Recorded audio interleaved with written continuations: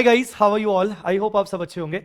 हम करने वाले हैं फाइनेंशियल इंस्ट्रूमेंट्स का रिवीजन, एक डिटेल्ड रिवीजन जो आपके एग्जाम में आपको बहुत काम आने वाला है। एग्जाम के लास्ट डेज में भी आप इसको रेफर कर सकते हो। और अगर आप पहली बार फाइनेंशियल इंस्ट्रूमेंट्स का रिवीजन कर रहे हैं, एफआर बहुत पहले छोड़ दिया था, अब कर रहे हैं, तो अभी भी आपको बहुत काम आएगा। ये रिवीजन मैं कहां से करवाने वाला हूं? अपने हैंड रिटन नोट से, हैंड रिटन समरी नोट से, जिसमें मैंने हर एक चीज कवर की है, इवन सारे क्वेश्चंस के एडजस्टमेंट भी कवर किए हैं। और ये हैंड रिटन समरी नोट्स आपको डिस्क्रिप्शन में मिल जाएंगे। चलिए शुरू करते हैं फाइनेंशियल इंस्ट्रूमेंट्स का रिवीजन। ठीक है, तो फाइनेंशियल इंस्ट्रूमेंट्स में सबसे पहले हम बात करेंगे बेसिक्स से। सबसे पहले फाइनेंशियल एसेट्स में क्या क्या आता है? तो फाइनेंशियल एसेट्स में आता है सबसे पहले कैश, इंक्लूडिंग बैंक डिपॉजिट्स। अगर आपके पास कैश है, बैंक डिपॉजिट्स है, तो ये आपके लिए फाइनेंशियल एसेट है। आपके पास अगर किसी कंपनी के इक्विटी शेयर्स रखे हैं, किसी दूसरी कंपनी के इक्विटी शेयर्स रखे हैं, तो आपके लिए वो फाइनेंशियल एसेट है। ठीक है, अगर आपके पास right to receive the cash है, आपके पास एक अधिकार है कि आप किसी से कैश रिसीव कर सकते हो, तो भी वो आपके लिए फाइनेंशियल एसेट है। आपके पास right to receive equity shares है, अगर किसी से आपको इक्विटी शेयर्स मिलने वाले हैं, अपने खुद के नहीं, किसी और कंपनी के इक्विटी शेयर्स मिलने वाले हैं, तो भी वो आपके लिए फाइनेंशियल एसेट है। अगर आपके पास contractual right to exchange any financial asset और liability under the favourable situation है, तो भी वो आपके लिए फाइनेंशियल एसेट है। अब ये फंडा होगा कैसे? एक्सचेंज का राइट, वो भी फेवरेबल सिचुएशन कैसे रहेगा? देखिए जी, एग्जांपल के साथ, जय लिमिटेड है, उन्होंने एक फॉरवर्ड कॉन्ट्रैक्ट में एंट्री डाली है टू सेल द यूएसडी, वो यूएसडी बेचेंगे। अब देखिए, जय लिमिटेड के पास आज यूएस डॉलर पड़े हुए हैं और वो यूएस डॉलर को सेल करेंगे फ्यूचर में। तो यूएस डॉलर जय लिमिटेड के लिए क्या हुआ? फाइनेंशियल एसेट, क्योंकि वो करेंसी है। ठीक है, और वो यूएस डॉलर सेल करके रुपी कलेक्ट करेंगे 86 रुपीज पर डॉलर के हिसाब से। ठीक है, आफ्टर 3 मंथ्स। तो ये एक ऐसा कॉन्ट्रैक्ट है जहां जय लिमिटेड अपनी फाइनेंशियल एसेट को देगा यूएस डॉलर वाली, और उसके बदले दूसरी फाइनेंशियल एसेट लेगा आईएनआर वाली, इंडियन करेंसी वाली। ठीक है, आज का स्पॉट रेट है 83, तो जय लिमिटेड कह रहा है बॉस मैं तो फेवरेबल सिचुएशन में हूं, क्योंकि आज अगर मैं अपना यूएस डॉलर बेचूंगा तो 83 मिलेगा, बट 3 मंथ्स बाद का मैंने कॉन्ट्रैक्ट कर रखा है और मुझे तो 86 मिलेगा। This is completely a favourable situation, जहां पर मेरा फायदा होने वाला है 3 रुपए से, मुझे 3 रुपए एडिशनल मिलने वाला है। That 3 rupees is a financial asset. तो फाइनेंशियल एसेट मतलब contractual right to exchange any asset और liability under the favourable situation. Last, derivative contracts भी आपके फाइनेंशियल एसेट के नेचर के होते हैं, अगर वो फेवरेबल सिचुएशन में होंगे तो ये हो गए आपके फाइनेंशियल एसेट्स। अब बात करते हैं फाइनेंशियल लायबिलिटी। तो फाइनेंशियल लायबिलिटी में क्या आएगा? फाइनेंशियल लायबिलिटी में सबसे पहले आएगा contractual obligation to deliver the cash. जैसे यहां था contractual right to receive cash, यहां है contractual obligation to deliver cash, या फिर contractual obligation to deliver the equity shares of any other entity. किसी दूसरी कंपनी के, मान लीजिए जय लिमिटेड हूं मैं और मैंने बोल रहा कि मैं आपको रिलायंस के शेयर्स दूंगा, मैं अपने क्रेडिटर्स को बोल रहा हूं कि मैं कैश दूंगा या फिर रिलायंस के इक्विटी शेयर्स दूंगा, तो ये मेरे लिए फाइनेंशियल लायबिलिटी है। अगर मैं कोई ऑब्लिगेशन को कैश में सेटल करने वाला हूं तो फाइनेंशियल लायबिलिटी है। अगर मैं अपनी कोई ऑब्लिगेशन को किसी दूसरी कंपनी के इक्विटी शेयर्स में सेटल करने वाला हूं तो भी वो मेरे लिए फाइनेंशियल लायबिलिटी है। Contractual obligation to exchange the asset liability under unfavourable situation, ये वही है जो मैंने आपको यहां पर एग्जांपल दिया, बस यहां पर मुझे फायदा हो रहा था, अगर यहां मुझे नुकसान होता तो मेरे लिए वो फाइनेंशियल लायबिलिटी हो जाती।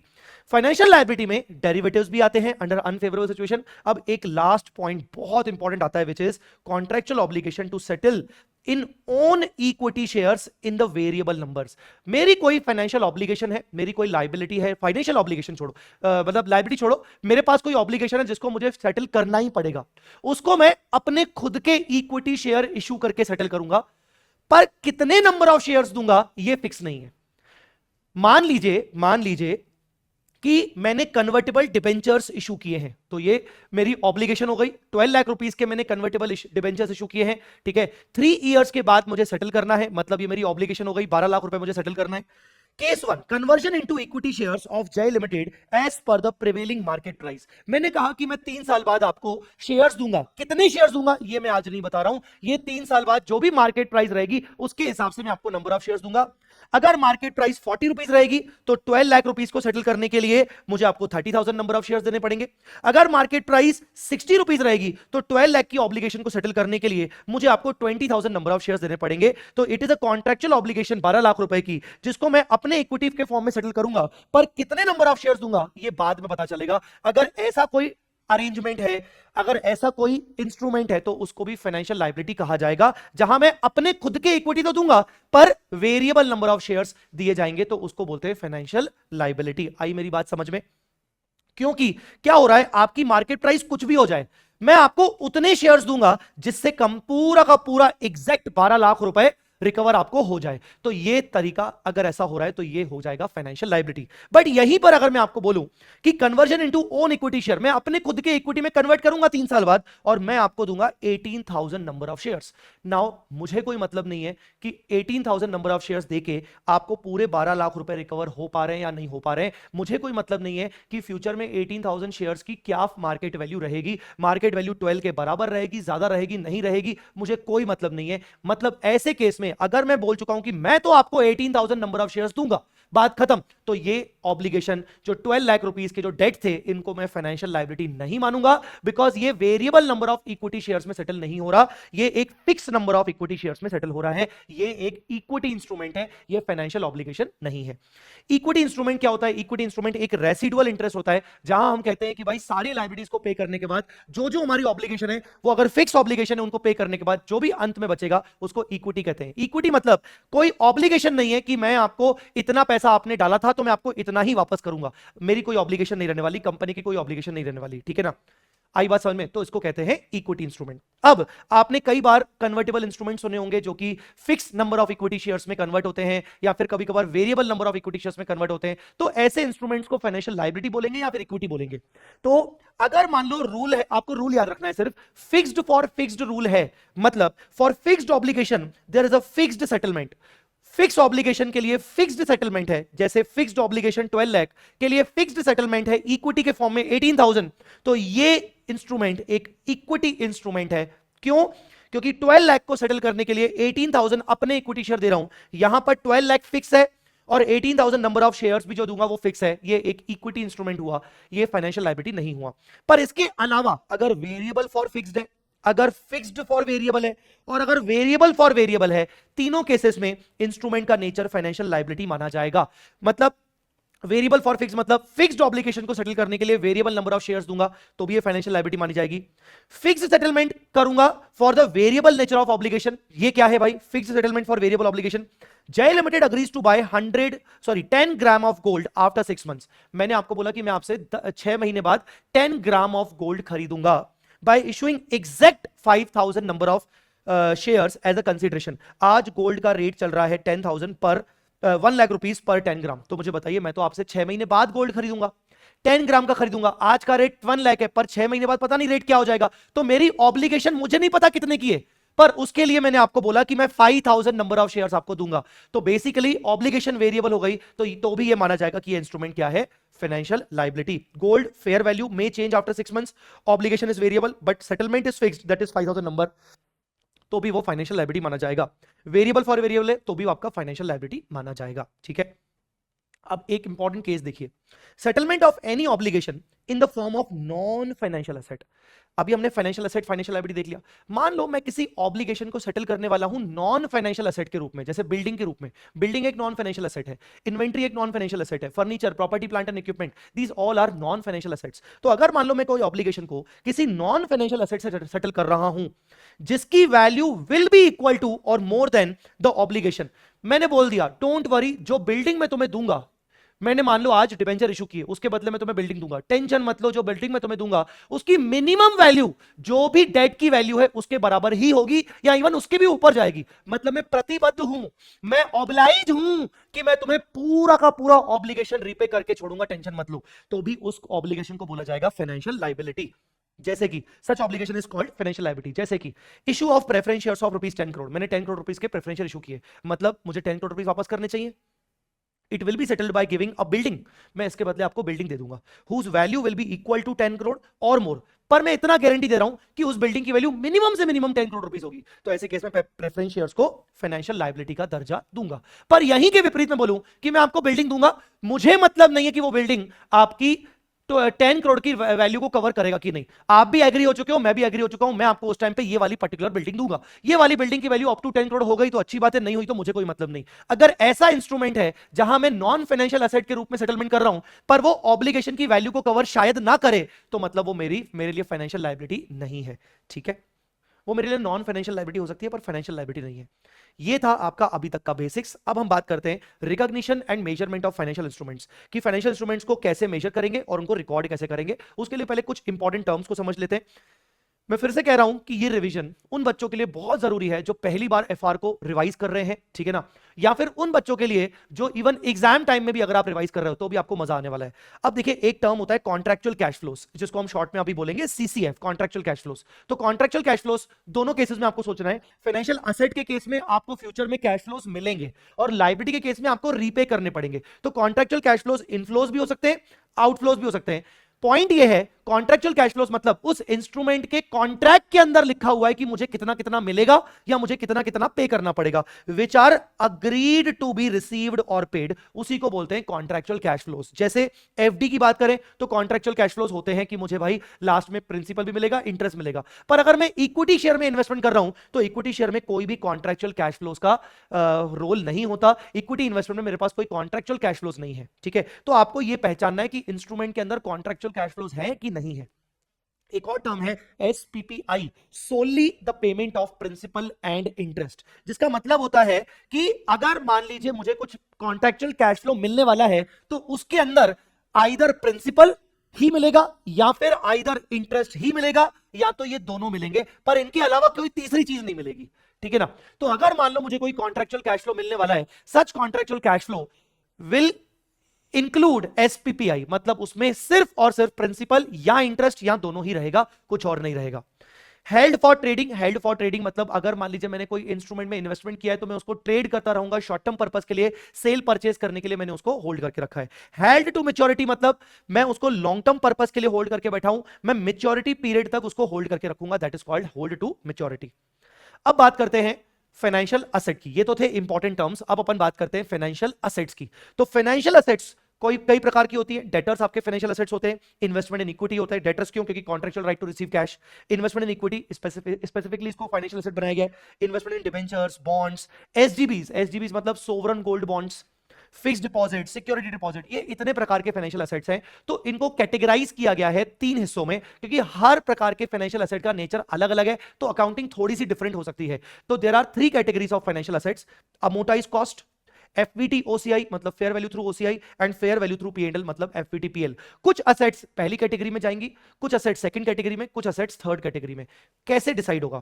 ये कैटेगरी कहता है कि ऐसी फाइनेंशियल असेट्स जहां एंटिटी का इंटेंशन है उस असेट को मैच्योरिटी तक होल्ड करके रखने का। तो इसके लिए पहली बात तो उस इंस्ट्रूमेंट के अंदर, उस असेट के अंदर मैच्योरिटी होनी चाहिए। जैसे इन्वेस्टमेंट इन इक्विटी, इसकी कोई मैच्योरिटी होती नहीं है, तो इन्वेस्टमेंट इन इक्विटी कभी भी एएमसी कैटेगरी में नहीं जाएगा। पर फिक्स्ड डिपॉजिट्स होती है, सिक्योरिटी डिपॉजिट होती है, डेटर्स होती है, एक मैच्योरिटी पॉइंट होता है, एक पीरियड होता है रियलाइज होने का। तो ऐसे फाइनेंशियल असेट जहां पर बिजनेस मॉडल एंटिटी का ये है, इंटेंशन ये है कि एंटिटी उसको अंत तक होल्ड करके रखेगी, जो भी उसकी डिफाइंड मैच्योरिटी डेट है तब तक वो उसको होल्ड करके रखेगी, और सारे के सारे सीसीएफ जो कि सिर्फ और सिर्फ प्रिंसिपल और इंटरेस्ट के फॉर्म में होंगे वो सारे कवर करेगी। एस सीसीएफ कवर्स एसपीपीआई, मतलब वो सारे के सारे contractual cash flows principal interest के फॉर्म में कलेक्ट करेगी। ऐसे कौन से एसेट्स होती हैं जो एएमसी में जाती हैं? एफडीज, डेटर्स, किसी को आपने लोन दिया है, security deposits, investment in unlisted bonds and debentures. Unlisted इसलिए क्योंकि आप उनको मार्केट में सेल नहीं कर सकते हो, आपको मैच्योरिटी तक वेट ही करना पड़ेगा। तो ये सारे एसेट्स आपके एएमसी में जाते हैं। फेयर वैल्यू थ्रू ओसीआई में कौन से जाते हैं? जहां पर एंटिटी का इंटेंशन टिल मैच्योरिटी तक होल्ड करने का नहीं है, अगर एंटिटी को अपॉर्चुनिटी मिली, if opportunity is available it can sell also before the maturity. तो यहां पर थोड़ा सा मेल खाता है, ऐसे इंस्ट्रूमेंट जिसकी मैच्योरिटी हो सकती है पर मेरा इंटेंशन नहीं है कि मैं उसको मैच्योरिटी तक होल्ड करूंगा ही करूंगा, शायद करूं शायद ना करूं, पर यह पक्का है कि अगर मुझे अच्छी अपॉर्चुनिटी मिली तो मैं मैच्योरिटी से पहले ही सेल कर दूंगा। पर हां, ऐसे इंस्ट्रूमेंट जहां पर मेरे सीसीएफ में सिर्फ और सिर्फ एसपीपीआई ही आता है, उन इंस्ट्रूमेंट्स को मैं एफवीटी ओसीआई बोलूंगा। तो अब एफवीटी ओसीआई और अमोर्टाइज्ड कॉस्ट में क्या सिमिलरिटी है? दोनों के अंदर सीसीएफ हो सकते हैं और प्रिंसिपल और इंटरेस्ट का ही पेमेंट उन सीसीएफ में मिलेगा। पर इसमें क्या है, intention to hold till maturity, यहां पर है no intention to hold till maturity. तो अगर ऐसा है तो वो इंस्ट्रूमेंट आप एफईटी ओसीआई कैटेगरी में डालेंगे, जैसे कि investments in listed preference shares, bonds, debentures, क्योंकि लिस्टेड है तो मार्केट में मैं इसको सेल भी कर सकता हूं अगर मेरा इंटेंशन है तो सर क्या लिस्टेड कभी इसमें नहीं आएंगे? ऐसा नहीं है, इंटेंशन यहां पर अगर मैच्योरिटी पर पीरियड तक होल्ड करने का है तो यहां भी आ सकते हैं। Last category FPT PL, fair value through profit and loss, ये एक रेसिडुअल कैटेगरी है। जो भी फाइनेंशियल एसेट इन दोनों कैटेगरीज में नहीं आ सकती वो फाइनेंशियल एसेट एफपीटी पीएल में आएगी, जैसे कि इन्वेस्टमेंट इन इक्विटी शेयर्स और डेरिवेटिव्स। क्लियर हुआ आपको, समझ में आया? अब एक और इन्वेस्टमेंट है which is investment in equity shares. Investment in equity shares अगर आपने उनको हेल्ड फॉर ट्रेड करने के लिए होल्ड करके रखा है, मतलब आप उनकी ट्रेडिंग करते रहते हो, तो आप इन्वेस्टमेंट इन इक्विटी शेयर्स को हमेशा एफवीटीपीएल में ही रखोगे। पर अगर अगर आपने उसको ट्रेडिंग पर्पस के लिए होल्ड नहीं किया है, अगर आपने उसको ट्रेडिंग पर्पस के लिए होल्ड नहीं किया है, तो ऐसे केस में आपके पास चॉइस है, आप एफवीटी ओसीआई कैटेगरी में या एफवीटीपीएल कैटेगरी, किसी भी कैटेगरी में आप उसको रख सकते हो। पर यह चॉइस आपको इनिशियल रिकॉग्निशन के टाइम पर डिसाइड करना पड़ेगा और बाद में आप इसके ऊपर चेंजेस नहीं कर सकते। तो इनिशियल रिकॉग्निशन मतलब पहली बार जब आप इस इन्वेस्टमेंट को रिकॉर्ड करोगे और आपने चॉइस किया कि मैं एफवीटी ओसीआई में लेके जाऊंगा, ठीक है, क्योंकि वो हेल्ड फॉर ट्रेडिंग तो नहीं है, एटलीस्ट भले मुझे पता है कि इक्विटी का मैच्योरिटी से कोई वास्ता नहीं है, पर मुझे एक ऑप्शन दिया गया है कि मैं उसको एफपीटी ओसीआई कैटेगरी में ले जाऊं और मैं उसको इनिशियली बुक कर रहा हूं एफपीटी ओसीआई में, तो मैं बाद में इसका कैटेगरी चेंज नहीं कर सकता। आई मेरी बात समझ में? सो गाइज आई होप आपको यहां तक चीजें समझ में आई होंगी। ठीक है, मैं फिर से बता दूं, ये जितने भी आपको हैंड रिटन नोट्स मिल रहे हैं, ये हैंड रिटन नोट्स आपको डिस्क्रिप्शन में मिल जाएंगे डाउनलोड करने के लिए। ठीक है, अब अपन बढ़ते हैं आगे। हाँ जी गाइस, तो आगे बढ़ते हैं।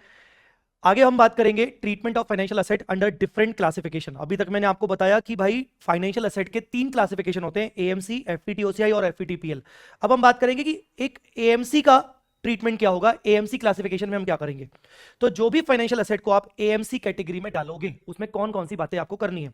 इनिशियल रिकॉग्निशन, मतलब पहली बार एंट्री करोगे, तो पहली बार जब आप एंट्री करोगे तो आप रिकॉर्ड करोगे फेयर वैल्यू पे। अब सर ये फेयर वैल्यू हमें क्या क्वेश्चन में दी होगी या फिर फेयर वैल्यू हमें निकालनी होगी?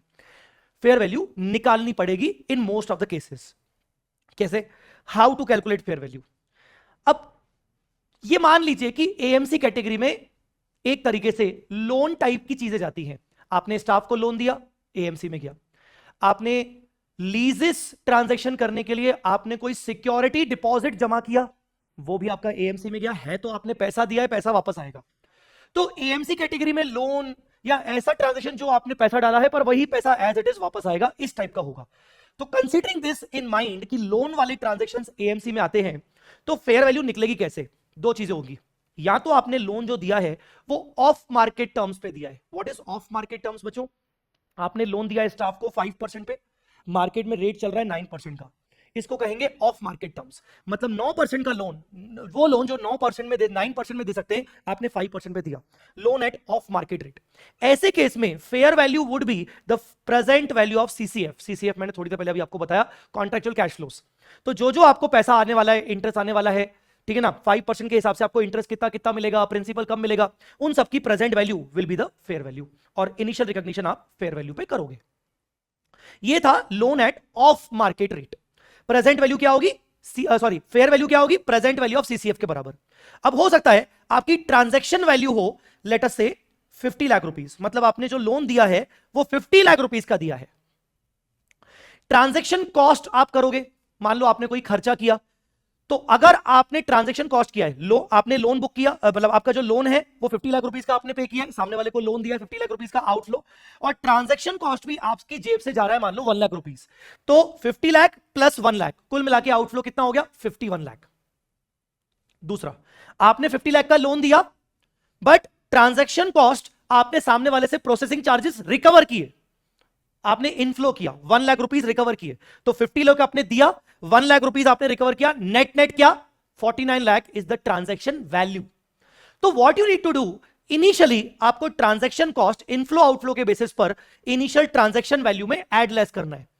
फिर जो नेट ट्रांजैक्शन वैल्यू बचेगी, सपोज आपकी ट्रांजैक्शन वैल्यू थी 51, 50 लाख का आपने लोन दिया और 1 लाख रुपीस आपने चार्जेस बियर किए, तो 51, और प्रेजेंट वैल्यू मान लो आती है आपकी 46, तो फाइनेंशियल एसेट आप 46 पे रिकॉर्ड करोगे, 51 से कंपेयर करके, और जो 5 लाख रुपीस का डिफरेंस आ रहा है, उस डिफरेंस को आप कैसे मैनेज करोगे? डिफरेंस को आप कैसे मैनेज करोगे? आप देखोगे कि क्या आपने स्टाफ लोन दिया था या फिर आपने एसडी सिक्योरिटी डिपॉजिट दिया था लीजेस के लिए, तो आप डिफरेंस को डेफर्ड एंड अमोटाइज कर लोगे। 5 लाख रुपीस के डिफरेंस को लोन का जो भी पीरियड है उसमें डेफर एंड अमोटाइज कर लोगे। स्टाफ लोन था तो आप उसको डेफर्ड एम्प्लॉय कॉस्ट मान लोगे। सिक्योरिटी डिपॉजिट फॉर लीजेस टाइप का फाइनेंशियल एसेट था तो आप उसको मानोगे डेफर्ड प्रीपेड लीज रेंट, ऐसा कुछ मानोगे, ठीक है। अगर वो लोन पेरेंट कंपनी ने सब्सिडरी कंपनी को दिया था तो डिफरेंस को आप पेरेंट कंपनी के इन्वेस्टमेंट की कॉस्ट में ऐड कर दोगे, वो 5 लाख रुपीस के डिफरेंस को। अगर वो लोन सब्सिडरी कंपनी ने पेरेंट कंपनी को दिया था तो सब्सिडरी कंपनी के लिए फाइनेंशियल एसेट है, तो सब्सिडरी कंपनी बोलेगी कि भाई 51 लाख रुपीस का आउटफ्लो हुआ, पर फ्यूचर में तो इनफ्लो सिर्फ 46 का ही आएगा, मतलब 5 लाख रुपए सब्सिडरी कंपनी उसको डिविडेंड डिस्ट्रीब्यूशन एक्सपेंस मान लेगी, ठीक है। क्या एंट्री पास करेगी कि भाई financial asset account debit 46 to bank 51 transaction cost मिलाकर, ठीक है, और ये डिविडेंड एक्सपेंस अकाउंट डेबिट 5, सीधा। तो डिफरेंस की अकाउंटिंग इस तरीके से होगी, ठीक है। और अगर इनमें से कोई ऐसा ट्रांजैक्शन नहीं है, कोई अलग ही है, कुछ और है, मैंने किसी थर्ड पार्टी को लोन दिया है, थर्ड पार्टी ना मेरी सब्सिडरी है, ना पेरेंट है, ना मेरे स्टाफ है, तो मैं डिफरेंस को P&L में डाल दूंगा। ये सब मैंने कब बताया आपको? Loan at of market rate of interest, ठीक है। तो loan at of market rate of interest है, आप फाइनेंशियल एसेट को रिकॉर्ड करोगे फेयर वैल्यू पे, fair value would be the present value of CCF. Difference की अकाउंटिंग आपको मैनेज करनी पड़ेगी। अगर आपने जो लोन दिया है वो एट मार्केट रेट पर ही है, या फिर आपको पता ही नहीं है कि मार्केट रेट क्या है, आपने तो लोन दिया 8% पे, मार्केट का रेट ऑफ इंटरेस्ट क्वेश्चन में आपको दिया ही नहीं है। अब आप बताओ, आप जज ही नहीं कर पाओगे कि भैया आपका जो लोन है वो ऑफ मार्केट रेट पे है कि नहीं है।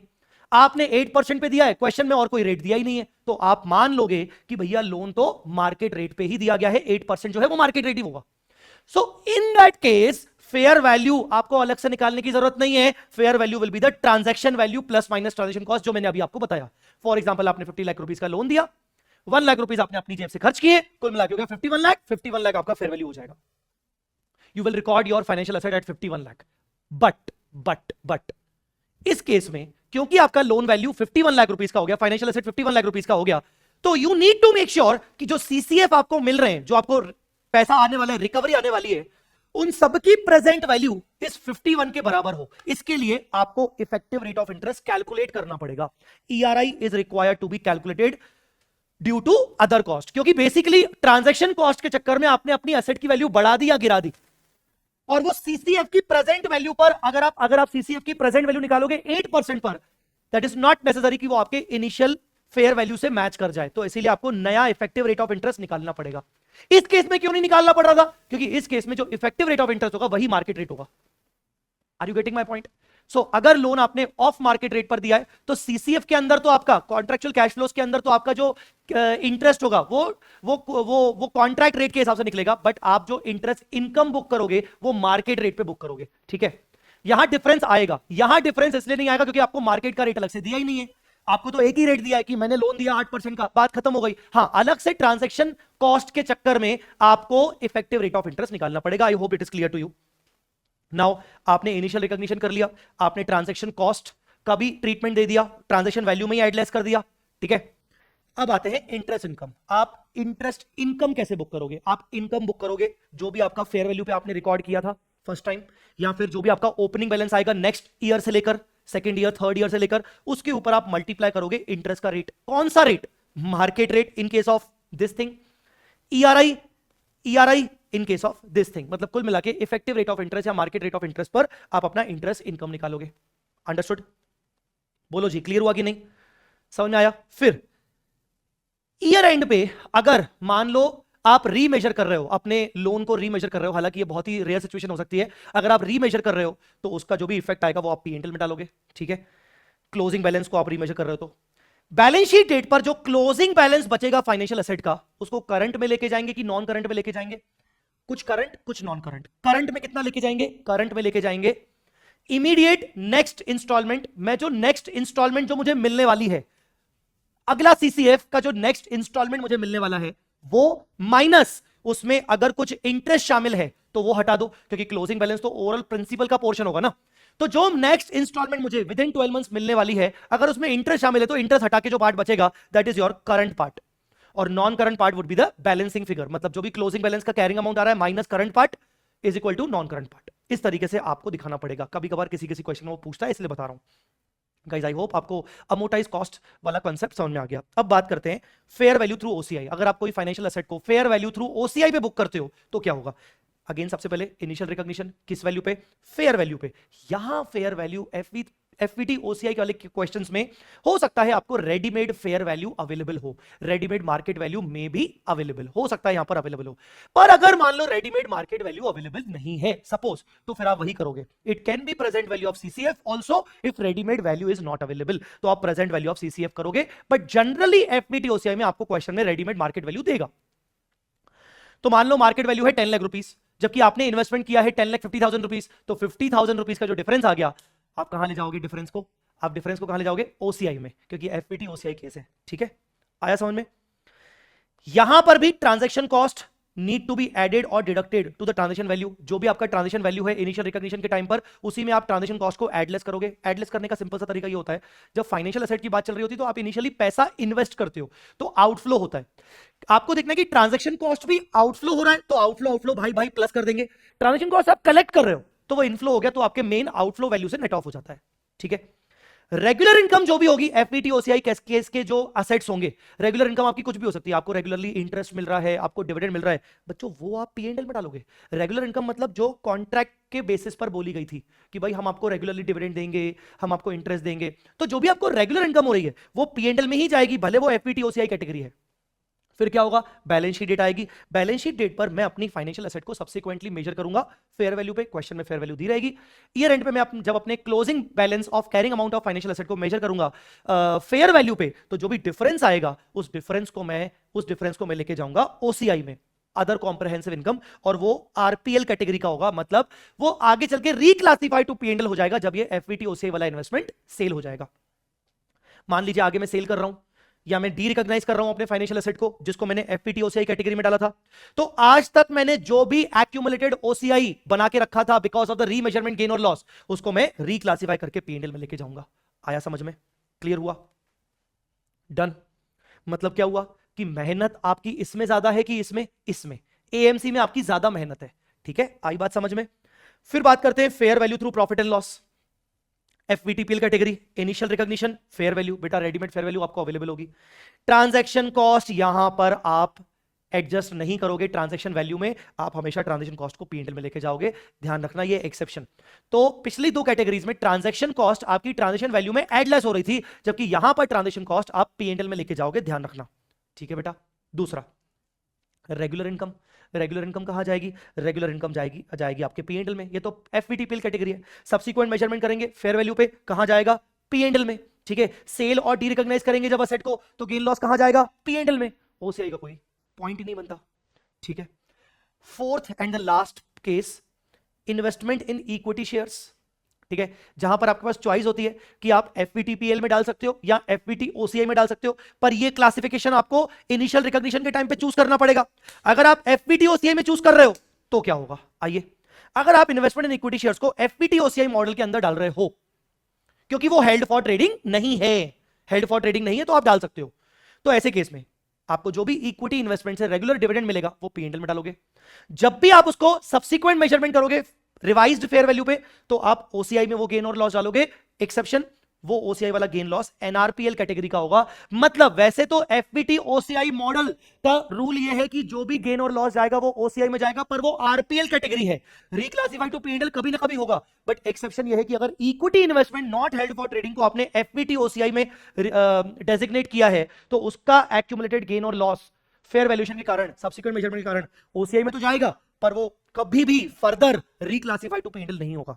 अगर आगे चल के आपने असेट को सेल किया, डी रिकॉग्नाइज किया, तो जो भी आपने एक्यूमुलेटेड ओसीआई बना के रखा था उसको आप डायरेक्टली रिटेन्ड अर्निंग में ले जाओगे, पीएनएल में नहीं लेके जाओगे। आई बात समझ में? अनलाइक यहां पर आप पीएनएल में लेके जाते थे। ठीक है, आया समझ में? क्लियर हुआ? कुछ और बेसिक बातें। एसपीपीआई हमने समझा था कि सिर्फ और सिर्फ इंटरेस्ट और प्रिंसिपल आता है, या दोनों में से कोई एक आता है। Solely the payment of principal and और इंटरेस्ट इन सीसीएफ। अब एक इंपॉर्टेंट पॉइंट है, मैंने ये क्वेश्चन से निकाला है। If any instrument gives option either to convert into equity or redemption in cash, जैसे मैंने मैंने मैंने मैंने डिबेंचर खरीदे, जैसे मैंने डिबेंचर खरीदे, कन्वर्टेबल डिबेंचर खरीदे, या मैंने कन्वर्टेबल डिबेंचर सही है, परफेक्ट है, या फिर मैंने प्रेफरेंशियल कन्वर्टेबल प्रेफरेंशियल खरीदे, तो मुझे ऑप्शन है कि 5 इयर्स के बाद या तो मुझे मेरा पैसा वापस मिल जाएगा या तो मुझे इक्विटी में कन्वर्जन मिलेगा, ठीक है ना। Then such instrument are not SPPI compliant, ऐसे इंस्ट्रूमेंट को एसपीपीआई कंप्लाइंट नहीं बोलेंगे। Such instrument shall be classified as FVTPL. Sir क्यों? मैंने आज एक कन्वर्टेबल डिबेंचर खरीदे हैं और कन्वर्टेबल डिबेंचर खरीदे हैं, तो इसका मतलब मुझे ऑप्शन दिया गया है कि या तो 5 इयर्स के बाद मुझे अमाउंट रिडीम हो जाएगा, सीसीएफ मिलेगा पूरा, या तो मुझे इक्विटी शेयर मिल सकता है। तो अब मुझे बताइए कि कॉन्ट्रैक्चुअली मुझे क्या क्या बोला गया है, मुझे कैसा पेमेंट किया जाएगा। मुझे पेमेंट आइदर प्रिंसिपल इंटरेस्ट होगा या तो मुझे इक्विटी शेयर मिलेंगे। अगर मुझे इक्विटी शेयर मिलेंगे तो इसका मतलब ये इंस्ट्रूमेंट एसपीपीआई कंप्लाइंट नहीं है, बिकॉज एसपीपीआई के अंदर सिर्फ कैश प्रिंसिपल और कैश इंटरेस्ट ही आता है। अगर आपको इक्विटी शेयर वापस मिल रहा है तो इसका मतलब ये एसपीपीआई की डेफिनेशन में फॉल नहीं कर रहा है, ये इंस्ट्रूमेंट एसपीपीआई कंप्लाइंट नहीं है। मतलब पक्का पक्का आप इस इंस्ट्रूमेंट को एफवीटीपीएल में ही कैटेगराइज करोगे, क्योंकि बाकी जो शुरू की 2 कैटेगरीज होती हैं उसमें एसपीपीआई का होना जरूरी होता है। आई बात समझ में? इसका मतलब आपने अगर कोई कन्वर्टेबल डिबेंचर्स खरीदे हैं जहां पर इक्विटी भी आपको मिल सकता है तो वो आपका हमेशा एफवीटीपीएल में जाएगा। अब ये बात मैंने आपके क्वेश्चन से ही निकाली है, ध्यान रखिएगा इस चीज को, ठीक है। Interest can be fixed rate और floating rate if it considers time value of money in the consideration, SPPI feature will be satisfied. अब देखो एसपीपीआई में सिर्फ बोला कि भाई इंटरेस्ट आना चाहिए। अब इंटरेस्ट फिक्स रेट पर है, फ्लोटिंग रेट पर है, उससे मैटर नहीं करता, एसपीपीआई कंप्लाइंट माना जाएगा हमेशा। छोटी छोटी बातें हैं, जरूरी है आपके एमसीक्यूज के लिए। आगे, entity provides loans to the customers and has business model to sell such loan to its subsidiary company. मैं एक बैंक हूं और मैंने अपनी एक सब्सिडरी कंपनी बना के रखी है, मैं कस्टमर्स को लोन देता हूं और मान लो मैंने 10 इयर्स के लोन बांट रखे हैं, पर मेरा बिजनेस मॉडल यह है कि मैं 10 इयर्स तक लोन को होल्ड नहीं करके रखता, मैं 1-2 साल बाद ही ये लोन्स को अपनी सब्सिडरी को बेच देता हूं। सब्सिडरी कंपनी जो है वो एक सिक्योरिटाइजेशन कंपनी है। सब्सिडरी कंपनी मुझसे लोन खरीदती है और वो कंटिन्यू करती है वो वाले लोन्स को, और मैं तो अपनी सब्सिडरी से फंडिंग ले लेता हूं। मतलब लोन रेज कौन करता है? मैं, पर रेज करके एंड तक रखता नहीं हूं, मैं वो लोन को 1-2-3 साल में ही सब्सिडरी को सेल आउट कर देता हूं और मुझे मेरे पैसे मिल जाते हैं, ठीक है ना। ये मेरा बिजनेस मॉडल है। तो entity provides loans to the customers and has business model to sell such loan to its subsidiary, securitisation company को वो बेच देता है, ठीक है। अब मुझे बताइए एंटिटी के स्टैंड अलोन फाइनेंशियल स्टेटमेंट्स में ये जो लोन्स हैं, फाइनेंशियल असेट्स हैं, ये किस कैटेगरी में जाएंगे? ये जाएंगे FVTPL category, because these are held for sale, these are held for sale. यहां मेच्योरिटी पीरियड तक होल्ड करूंगा, ये पॉइंट ही नहीं बनता, तो मैं इसको एफवीटीपीएल कैटेगरी रख सकता हूं। पर कंसोलिडेटेड फाइनेंशियल स्टेटमेंट, जब एंटिटी अपनी सब्सिडरी को मर्ज करके सीएफएस बनाएगी, तो ग्रुप के पॉइंट ऑफ व्यू से ये लोन तो भैया अंत तक, एंड तक चलेंगे, मेच्योरिटी डेट तक चलेंगे, इसीलिए मैं इसको एएमसी कैटेगरी में दिखाऊंगा अंडर द सीएफएस। समझ आया कि नहीं आया? क्लियर हुआ? एमसीक्यू वाला पॉइंट है ये, ध्यान रखिएगा। अगर आपको ऐसी बातों से लग रहा है कि हाँ यार ये तो हमें चीजें कुछ कुछ नया पता चल रही हैं, the way of revision is quite different, please बच्चों आपसे रिक्वेस्ट है वीडियो को लाइक जरूर करिएगा और अपने दोस्तों तक पहुंचाइएगा, ठीक है। चलिए अब बात करेंगे अपन फाइनेंशियल लायबिलिटी की। फाइनेंशियल एसेट का ट्रीटमेंट मैंने आपको बताया, now we'll talk about the financial liability. Just a second.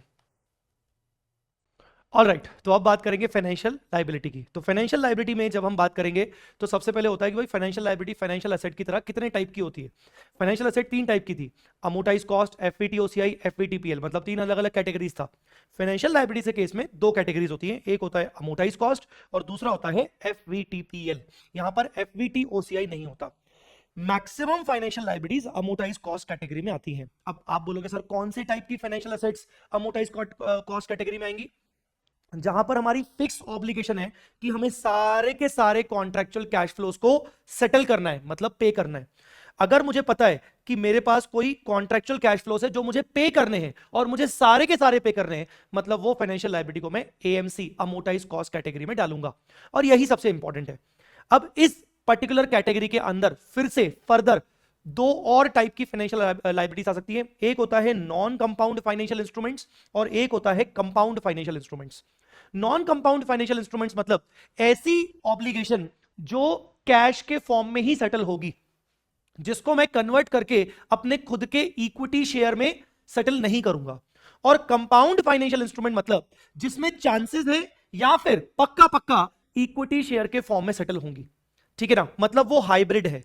तो नॉन कंपाउंड फाइनेंशियल इंस्ट्रूमेंट एक प्योर फाइनेंशियल लायबिलिटी है जहां पर पूरे कॉन्ट्रेक्चुअल कैश फ्लोस कैश में ही सेटल होंगे।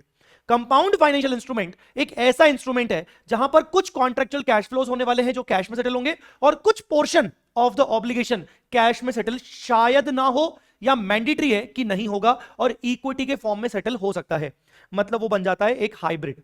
अब इनके एग्जांपल देख लेते हैं, आपको बेटर तरीके से समझ में आएगा। पहले इसके एग्जांपल देखिए, बिकॉज कंपाउंड फाइनेंशियल इंस्ट्रूमेंट में लिमिटेड इंस्ट्रूमेंट्स ही आते हैं, ये दो ही आते हैं। कौन कौन से? पहला आता है ऑप्शनली कन्वर्टेबल इंस्ट्रूमेंट्स।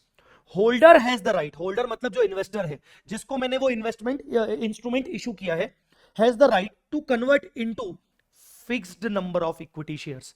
तो कंपाउंड फाइनेंशियल इंस्ट्रूमेंट एक ऐसा डिबेंचर, एक ऐसा convertible debenture, convertible preferential issue किया जो ऑप्शनली कन्वर्टेबल है और सामने वाला बंदा अगर चाहे तो मेरी कंपनी के इक्विटी शेयर्स ले सकता है रिडम्पशन के टाइम पर that should be fixed number of equity shares, that should be fixed number of equity shares. दूसरा यहां था ऑप्शनली, ये हो गया mandatory, mandatory convertible debenture where the interest will be paid in cash. तो ये तो सीसीएफ आपका फाइनेंशियल लायबिलिटी का नेचर हो गया। And principal will be converted into fixed equity numbers. अगर आप इसमें देखोगे तो ऑप्शनली भी आ गया, मैंडेटरी भी आ गया। ऑप्शनली होल्डर के पास ऑप्शन है, मैंडेटरी कन्वर्ट होगा ही होगा, पर दोनों में कॉमन बात क्या है? Fixed equity shares, fixed number of equity shares. तो कंपाउंड फाइनेंशियल इंस्ट्रूमेंट में वो इंस्ट्रूमेंट आएंगे जो आगे चल के इक्विटी में कन्वर्ट हो सकते हैं या होंगे ही होंगे, पर कितना नंबर ऑफ इक्विटी में कन्वर्ट होंगे ये पहले से ही फिक्स है, ठीक है। अगर variable number of equity shares का कन्वर्जन है तो वो कंपाउंड फाइनेंशियल इंस्ट्रूमेंट नहीं है। आइए अब आप नॉन कंपाउंड देखिए, ऑप्शनली कन्वर्टेबल इंस्ट्रूमेंट इसकी तरह, होल्डर हैज द राइट इसकी तरह, इनटू वेरिएबल नंबर्स। ये इंपॉर्टेंट है, मतलब अगर ऑप्शनली कन्वर्टेबल डिबेंचर है जो होल्डर को चॉइस दिया गया कि तू कन्वर्ट करवा लेना फ्यूचर में, पर कितने नंबर ऑफ शेयर में कन्वर्ट करवाएगा ये अभी नहीं बता रहे, वो उस टाइम पे तय होगा। तो ये तो बेटा फाइनेंशियल लायबिलिटी हो गई। मैंने आपको फाइनेंशियल लायबिलिटी की डेफिनेशन में समझाया भी था, ये देखिए मैंने आपको फाइनेंशियल लायबिलिटी की डेफिनेशन में समझाया था, ये देखिए फिक्स्ड फॉर फिक्स्ड, बाकी सब वेरिएबल फॉर फिक्स्ड, ये मैंने आपको समझाया था और यहां बताया था contractual obligation to settle in own equity share in variable numbers. तो बेसिकली अगर मान लो ऑप्शनली कन्वर्टेबल इंस्ट्रूमेंट है, होल्डर अपनी चॉइस से कन्वर्ट करवाएगा बट वेरिएबल नंबर में करवाएगा, तो मैं उसको कंपाउंड इंस्ट्रूमेंट नहीं बोलूंगा, मैं उसको non compound pure financial liability मानूंगा। कन्वर्टेबल डिबेंचर है, issuer has the right to convert not the holder. अब यहां पर देखो क्या बोल रहा है, issuer has the right, issuer के पास राइट है डिबेंचर में कन्वर्ट, इशुअर के पास राइट है कन्वर्ट करने का, होल्डर के पास राइट नहीं है, इशुअर के पास राइट है। आई मेरी बात समझ में? तो भी हम उसको नॉन कंपाउंड मान सकते हैं, नॉन कन्वर्टेबल डिबेंचर या फिर नॉन कन्वर्टेबल प्रेफरेंशियल, ये तो प्योर आपका फाइनेंशियल लायबिलिटी हो गया। तो आप इनके एग्जांपल्स ध्यान रखिएगा। नेक्स्ट पे चलते हैं, अब चलते हैं अपन इनकी अकाउंटिंग पे। तो कुल मिला के अभी हम पढ़ रहे हैं फाइनेंशियल लायबिलिटी की दो कैटेगरीज, एएमसी और एफवीटीपीएल। एएमसी मतलब जहां पर हमें ऑब्लिगेशन को सेटल करना पड़ेगा कैश में ही, ठीक है। अब इसमें दो, नॉन कंपाउंड और कंपाउंड। पहले अपन बात करेंगे नॉन कंपाउंड, मतलब जो प्योर फाइनेंशियल लायबिलिटी है, हमें फाइनेंशियल लायबिलिटी की तरह रिकॉर्ड करना है। इसका ट्रीटमेंट ऑलमोस्ट सिमिलर है आपके फाइनेंशियल एसेट के एएमसी कैटेगरी की तरह, फाइनेंशियल एसेट के एएमसी कैटेगरी की तरह, कि भाई इनिशियल रिकॉग्निशन फेयर वैल्यू पे करेंगे, चेक करेंगे कि लोन ऑफ मार्केट रेट पर है कि एट मार्केट रेट पर है, सेम सब वैसा का वैसा ही है। देखिए नॉन कंपाउंड फाइनेंशियल इंस्ट्रूमेंट मतलब आपने डिबेंचर इशू किया, मतलब आपने लोन लिया है, आपने बोरो किया है अमाउंट, बैंक से लोन लिया है, डिबेंचर इशू किया है, प्रेफरेंशियल कैपिटल इशू किया है, प्योर फाइनेंशियल लायबिलिटी है। दो सिचुएशन हो सकती है, loan taken at of market rate, आपको कैसे पता चलेगा कि आपका रेट ऑफ इंटरेस्ट अलग है और मार्केट का रेट ऑफ इंटरेस्ट अलग है? ऑफ मार्केट रेट मतलब मार्केट का रेट ऑफ इंटरेस्ट अलग है और आपने जिस रेट पर इशू किया है वो रेट अलग है। ये कैसे पता चलेगा? ऑफ कोर्स क्वेश्चन में मार्केट रेट देना पड़ेगा तो ही तो कंपैरिजन कर पाएंगे ना। अगर मार्केट रेट नहीं दिया तो आपको डिफॉल्ट ये सिचुएशन माननी पड़ेगी। तो loan taken at of market rate मतलब आप अपने कॉन्ट्रेक्चुअल रेट को कंपेयर करोगे, फॉर एग्जांपल 10% को कंपेयर करोगे 12% मार्केट रेट से, ठीक है। तो कॉन्ट्रेक्चुअल रेट को मार्केट रेट से कंपेयर करोगे, ये मार्केट रेट जो आपको दिया होगा यही इफेक्टिव रेट ऑफ इंटरेस्ट माना जाएगा। इनिशियल रिकॉग्निशन फेयर वैल्यू पे होगा, विच इज, क्योंकि ऑफ मार्केट रेट है और मार्केट रेट दिया हुआ है तो which is present value of CCF eight market rate, ये आपका इनिशियल रिकॉग्निशन आ जाएगा।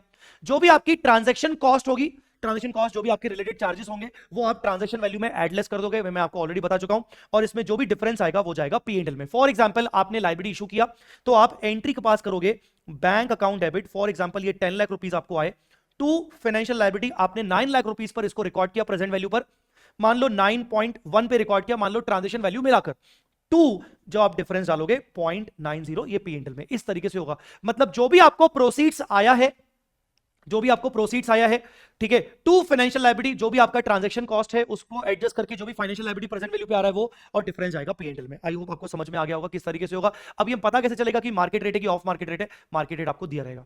अगर क्वेश्चन में मार्केट रेट नहीं दिया है, loan taken market rate is not given, market rate दिया ही नहीं है, तो फिर आप ऐसा वाला सिचुएशन कर ही नहीं सकते हो। फिर ऐसे केस में आपको क्या करना पड़ेगा, जो भी आपने लोन लिया है उसके जो भी सीसीएफ बन रहे हैं, जो भी इंस्टॉलमेंट्स बन रहे हैं, उन इंस्टॉलमेंट्स का प्रेजेंट वैल्यू आज के इनिशियल प्रोसीड्स के बराबर आना चाहिए। उस रेट के हिसाब से उस सिचुएशन के हिसाब से आप इफेक्टिव रेट ऑफ इंटरेस्ट निकालोगे। Loan taken market rate not given, effective rate shall be calculated if there is any other cost that is premium on redemption, आप उसको इनिशियल रिकॉग्निशन से माइनस कर दोगे। फॉर एग्जांपल मान लो आपने loan issue किया 10 lakh rupees का, आपने लोन इशू किया 10 लाख रुपीस का, आपका इनिशियली कोई पेमेंट हो रहा है 50,000 का पेमेंट कर रहे हो, तो माइनस 0.5, तो आपको इनिशियल प्रोसीड्स आ गया 9.5 लाख। अब आप सीसीएफ निकालोगे कि एवरी ईयर आपको कितना कितना पे करना है, तो that CCF of every year अगर उसकी मैं प्रेजेंट वैल्यू निकालूं किसी रेट पर, that should be equal to 9.5। तो मुझे वो रेट निकालना है ट्रायल एंड एरर मेथड से, उसको बोलेंगे इफेक्टिव रेट ऑफ इंटरेस्ट। ठीक है, तो ट्रांजेक्शन कॉस्ट को मैंने इनिशियली माइनस कर दिया ट्रांजेक्शन वैल्यू से। यहां पर डिफरेंस आ ही नहीं सकता, पॉसिबल ही नहीं है, बिकॉज आपका इनिशियल रिकॉग्निशन खुद 9.5 है, जिसको आप इक्वल बना रहे हो sum of present value of CCF से एक इफेक्टिव रेट निकालकर। तो आपका इनिशियली एंट्री होगा bank account debit to financial liability 9.5 पर। कुछ आया समझ में कि नहीं? बोलो बेटा, कुछ आया समझ में कि नहीं? तो loan at of market rate, loan at market rate या market rate not given. Clear? If there is no transaction cost, any fees or charges, then the contractual rate is ERI। ये बात भी सही है। अब देखो मैंने यहां पर आपको बोला कि भाई कोई चार्जेस वगैरह होंगे तो आप इनिशियल प्रोसीड्स में से माइनस प्लस कर देना, पर अगर मान लो कोई चार्जेस ही नहीं है, आपने 10 लाख रुपीस का लोन इशू किया है और कोई प्रोसेसिंग चार्जेस नहीं है, कोई ट्रांजेक्शन कॉस्ट नहीं है, कॉन्ट्रेक्चुअल रेट दिया हुआ है 10%, मार्केट रेट दिया ही नहीं है, आप 10% को ही मार्केट रेट मान लोगे, बिकॉज कोई ट्रांजेक्शन कॉस्ट ही नहीं है, तो कॉन्ट्रेक्चुअल रेट और इफेक्टिव रेट एक ही हो जाएगा। ठीक है, तो ये था आपका नॉन कंपाउंड फाइनेंशियल इंस्ट्रूमेंट। अब बात करते हैं compound financial instrument. Compound financial instrument क्या होते हैं? कंपाउंड फाइनेंशियल इंस्ट्रूमेंट मतलब जहां कुछ पोर्शन मुझे कैश में पे करना है और कुछ पोर्शन हो सकता है इक्विटी शेयर्स में कन्वर्ट करना पड़े। कंडीशन ये है कंपाउंड फाइनेंशियल इंस्ट्रूमेंट बनाने के लिए कि क्या बोलते हैं, fix number of equity shares में मैंने पहले ही बोल दिया कि कन्वर्ट करूंगा।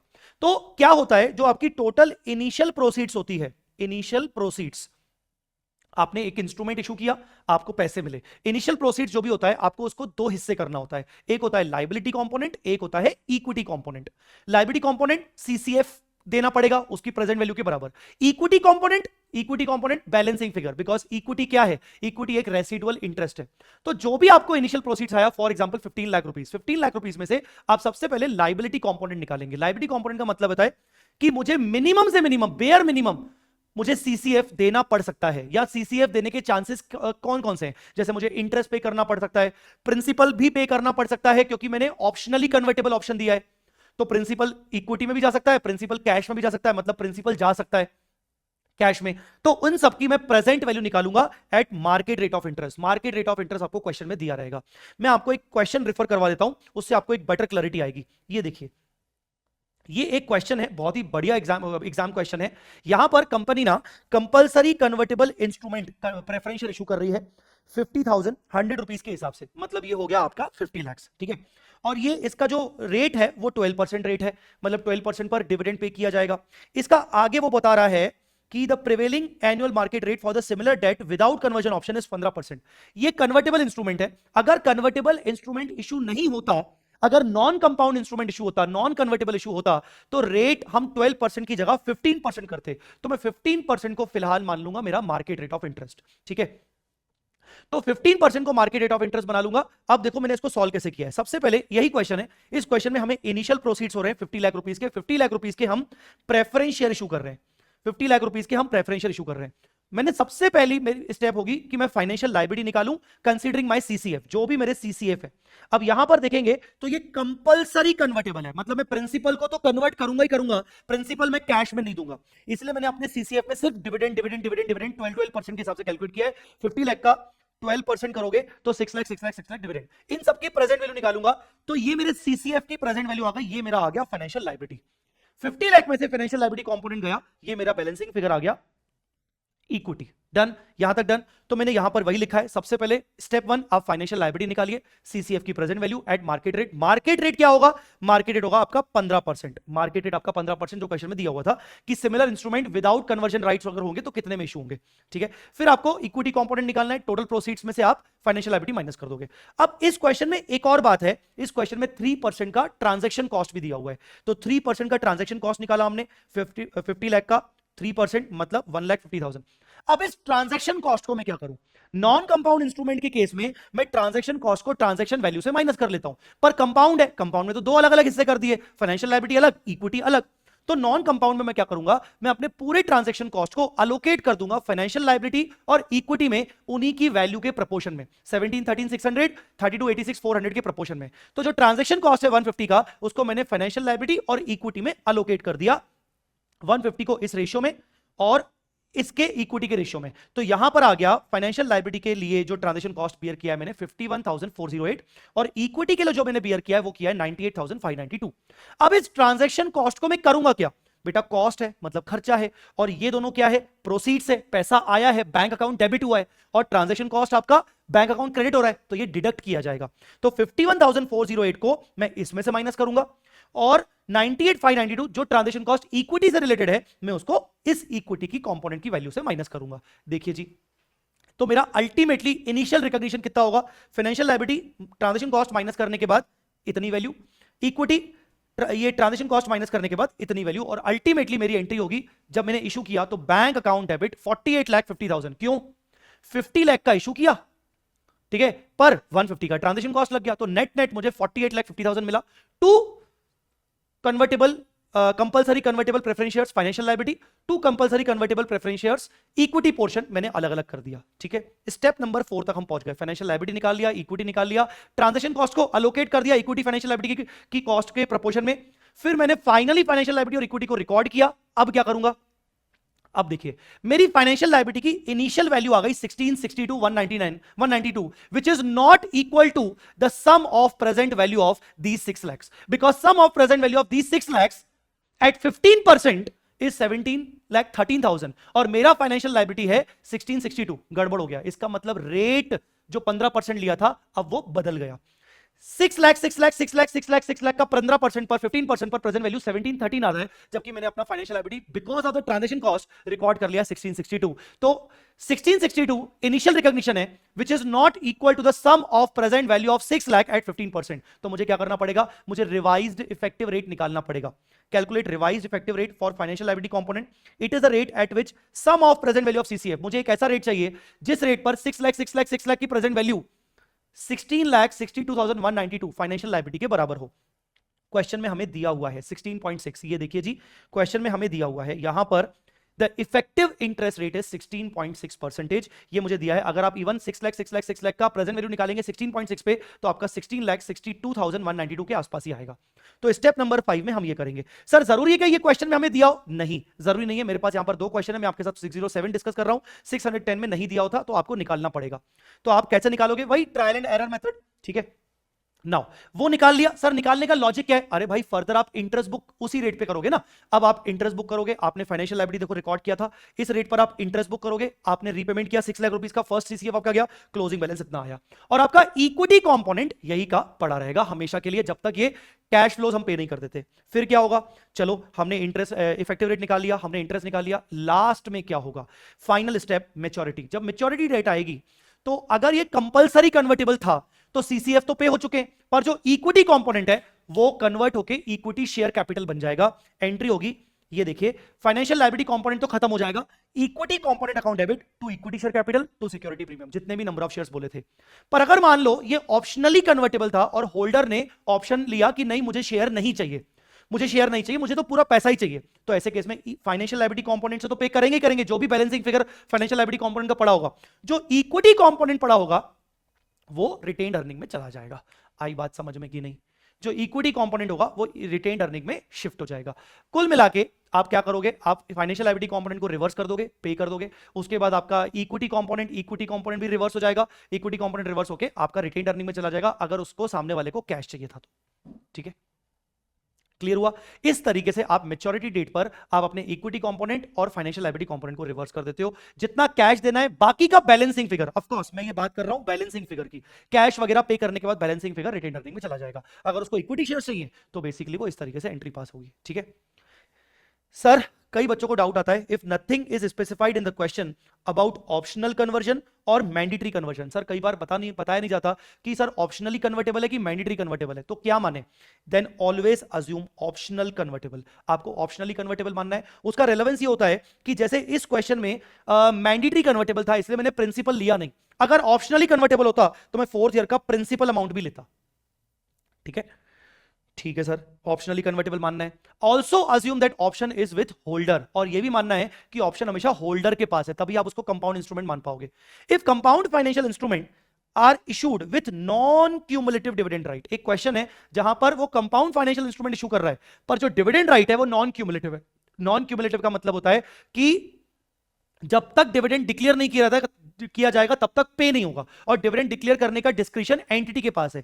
तो ऐसे केस में सीसीएफ में सिर्फ और सिर्फ आप प्रिंसिपल ही लोगे, मतलब यहां पर ये नहीं आएगा। अगर डिविडेंड नॉन क्यूमुलेटिव है, क्वेश्चन में अगर कुछ नहीं लिखा है तो क्यूमुलेटिव ही मानना, पर अगर नॉन क्यूमुलेटिव है तो अगर क्वेश्चन में नहीं लिखा है कि डिक्लेयर हुआ है कि नहीं तो मानना कि डिक्लेयर नहीं हुआ है, आप सिर्फ 4th ईयर का प्रिंसिपल पेमेंट लोगे। ठीक है, dividend shall not be treated as a CCF since it is at the choice of the company, ये कंपनी की चॉइस के ऊपर है। ठीक है, चाहे वो फिर नॉन कंपाउंड फाइनेंशियल इंस्ट्रूमेंट में हो चाहे वो कंपाउंड फाइनेंशियल इंस्ट्रूमेंट में हो, ये आपको ध्यान रखना है। आई होप आपको इतना पोर्शन समझ में आ गया। अगले पोर्शन पर अपन चलेंगे, that is modification of financial asset and financial liability. ये बहुत इंपॉर्टेंट है, ऑलमोस्ट सभी बच्चे जानते हैं कि ये कितना इंपॉर्टेंट है। चलिए उसके लिए मुझे 2 मिनट दीजिए, 2 मिनट भी नहीं, just a second and then we'll be right back.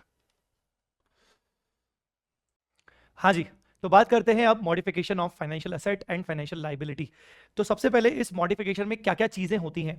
एक होता है modification in financial asset. Financial asset में अगर मॉडिफिकेशन होगा, मतलब आपने अगर स्टाफ लोन दिया है, अगर उसमें कोई मॉडिफिकेशन होगा तो क्या होगा। एक होता है आइटम इसमें early repayment of compound financial instrument. Compound financial instrument मतलब जिसमें फाइनेंशियल लायबिलिटी और इक्विटी 2 कंपोनेंट्स होते हैं, अगर इसमें कोई मॉडिफिकेशंस होंगे, अर्ली रीपेमेंट्स होंगे तो अकाउंटिंग कैसे होगी। Modification in non compound financial instrument. Non compound financial instrument मतलब यहां पर जो सिर्फ और सिर्फ फाइनेंशियल लायबिलिटी वाले जो आइटम्स होते हैं जैसे लोन्स, डिबेंचर्स, सिर्फ फाइनेंशियल लायबिलिटी वाले, अगर उसमें कोई अर्ली रीपेमेंट्स हुए, डिफॉल्ट्स हुए, लेट रीपेमेंट्स हुए, ठीक है ना, सेटलमेंट्स हुए अर्ली, तो इनके मॉडिफिकेशंस को कैसे सेटल किया जाएगा। और इसके अलावा debt for equity settlement. Debt मतलब फाइनेंशियल लायबिलिटी, डेट हटाकर, फाइनेंशियल लायबिलिटी हटाकर हमने इक्विटी में सेटलमेंट कर दिया, स्वैप कर दिया, तो इसको भी मॉडिफिकेशन में रखा गया है। तो इसकी अकाउंटिंग क्या होगी वो समझेंगे। ठीक है, तो 4 चीजें हैं। सबसे पहले बात करेंगे modification in loan to staff, मतलब फाइनेंशियल एसेट का मॉडिफिकेशन। अब इमेजिन करो कि आपने अपने स्टाफ को एक लोन दिया है, तो लोन दिया है तो वो फाइनेंशियल एसेट है, ठीक है ना, जिसके अंदर आपको सीसीएफ मिलने वाला है पहले साल, second year, third year, fourth year, इतना मिलेगा, इतना मिलेगा, इतना मिलेगा, इतना मिलेगा। आपने इसका इनिशियल रिकॉग्निशन किया प्रेजेंट वैल्यू एट जो भी आपने प्रेजेंट वैल्यू पे किया एट जो भी आपने डिस्काउंटिंग किया, ठीक है, आपने वो इनिशियल रिकॉग्निशन कर लिया। फिर जो डिफरेंस आया होगा वो आपने प्रीपेड एम्प्लॉय कॉस्ट में डाल दिया होगा डिफरेंस को, ठीक है। अब आप डेली बेसिस पर, ईयरली बेसिस पर आप इसको रिकॉग्नाइज करते जा रहे हो, ठीक है ना, आप ईयरली बेसिस पर रिकॉग्नाइज करते जा रहे हो। तो अब हुआ क्या कि लोन टू स्टाफ में कोई मॉडिफिकेशन हुआ है, मान लो स्टाफ आपको लेट रीपेमेंट करेगा, कुछ रीपेमेंट शेड्यूल में कुछ रिवीजन हुआ है, इंटरेस्ट रेट चेंज हुआ है, वगैरह वगैरह। तो सबसे पहले तो जिस दिन मॉडिफिकेशन हुआ है उस दिन आपको चाहिए book value of financial asset on the date of change.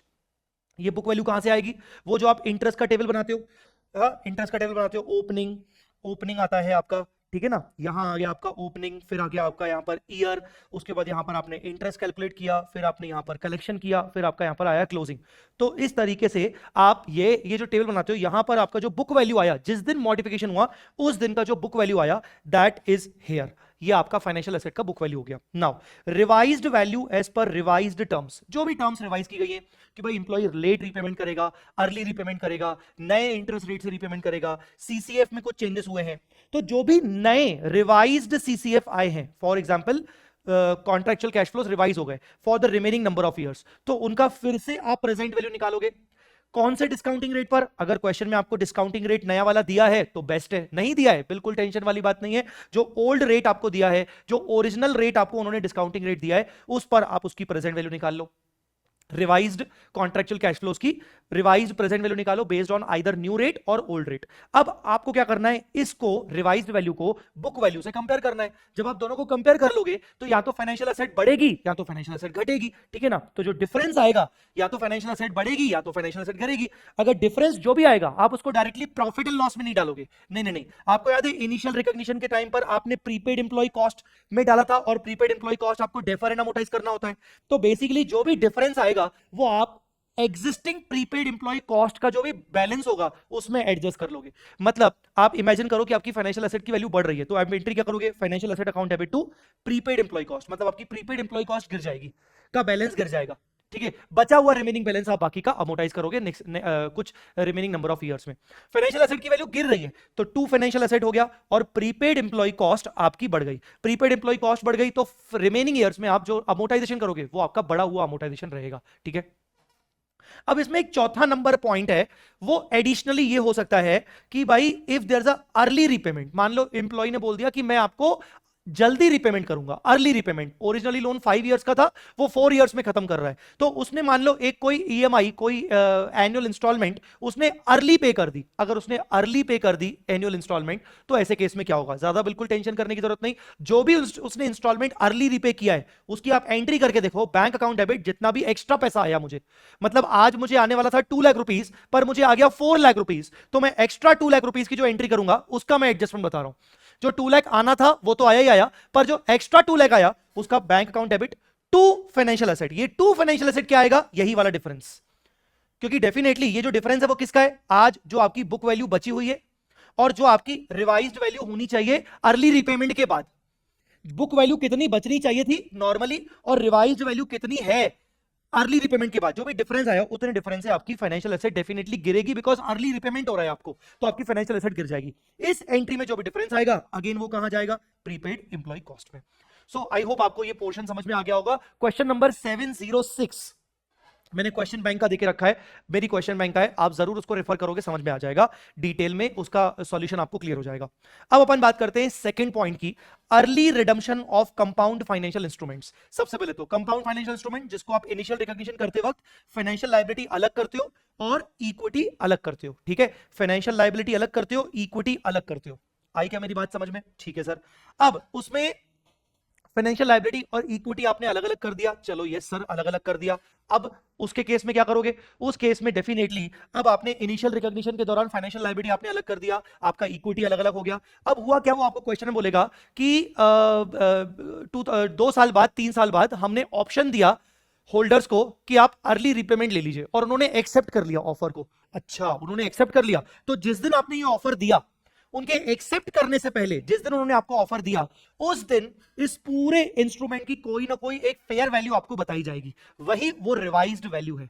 बस अब आपको क्या करना है, जिस दिन मॉडिफिकेशन हुआ, मतलब जिस दिन अर्ली रिपेमेंट का ऑप्शन दिया गया उस दिन फाइनेंशियल लायबिलिटी और इक्विटी की आप बुक वैल्यू निकालोगे। देखो इक्विटी में कोई चेंजेस नहीं हुए होंगे, इक्विटी जो आपने इनिशियल रिकॉग्नाइज किया होगा वही का वही सेम टू सेम आपका balance carry forward every year के हिसाब से आया होगा।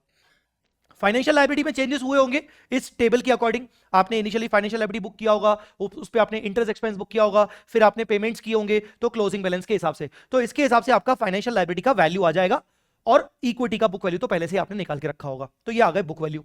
अब आपको रिवाइज्ड वैल्यू निकालनी है, वही तरीका है बुक वैल्यू रिवाइज वैल्यू। अब आपको रिवाइज्ड वैल्यू निकालनी है, ये रिवाइज्ड वैल्यू आप कैसे निकालोगे, फाइनेंशियल लायबिलिटी और इक्विटी की रिवाइज वैल्यू कैसे निकालोगे। आप सबसे पहले फाइनेंशियल लायबिलिटी की रिवाइज वैल्यू निकालोगे। फाइनेंशियल लायबिलिटी की जब आप रिवाइज वैल्यू निकालोगे तो present value of remaining CCF, जिस दिन मैंने अर्ली पेमेंट का ऑप्शन दिया है, अगले सालों में अभी और कितने कितने पेमेंट्स होने वाले हैं, मुझे पेमेंट्स करने कितने कितने पेमेंट्स और करने वाला हूं। मान लो कुल मिला के 5 इयर्स का ऑप्शन था, 1 2 3 4 5, मैंने 3rd ईयर पर अर्ली रिपेमेंट का ऑप्शन दिया, पर अगर मान लो अर्ली रिपेमेंट नहीं करता तो at least 4th and 5th year का पेमेंट तो करता, तो 4th और 5th की present value at new discounting rate, new discounting rate ये बन जाएगी आज की फाइनेंशियल लायबिलिटी। ठीक है ना, ये बन जाएगी आज की financial liability, present value of remaining CCF at new discounting rate. ठीक है सर, अब इक्विटी कैसे आएगा, नया इक्विटी कैसे आएगा? तो आज के दिन पर आपको दी जाएगी न्यू फेयर वैल्यू, मतलब जिस दिन मैं ऑफर कर रहा हूं कि आज ही तुम अर्ली रिपेमेंट मुझसे ले लो, तो वो जो अर्ली रिपेमेंट वैल्यू ऑफर कर रहा हूं कि आज मैं तुम्हें इतना अमाउंट देने को रेडी हूं, तो वही वो फेयर वैल्यू है, वही वो फेयर वैल्यू है, that is the total fair value early redemption amount जो मैं ऑफर कर रहा हूं, वही वो फेयर वैल्यू है पूरे इंस्ट्रूमेंट की, जिसमें से आप फाइनेंशियल लायबिलिटी जो आपने निकाला वो माइनस करोगे तो आपका इक्विटी आ जाएगा। तो टोटल फेयर वैल्यू मतलब आज का जो रिडम्पशन अमाउंट मैं अगर अर्ली रिडीम करूंगा तो उसमें से अभी का फेयर वैल्यू तो इक्विटी आ जाएगा। अब देखो आपके पास book value of equity and financial liability आ गए, आपके पास revised value of equity and financial liability आ गए।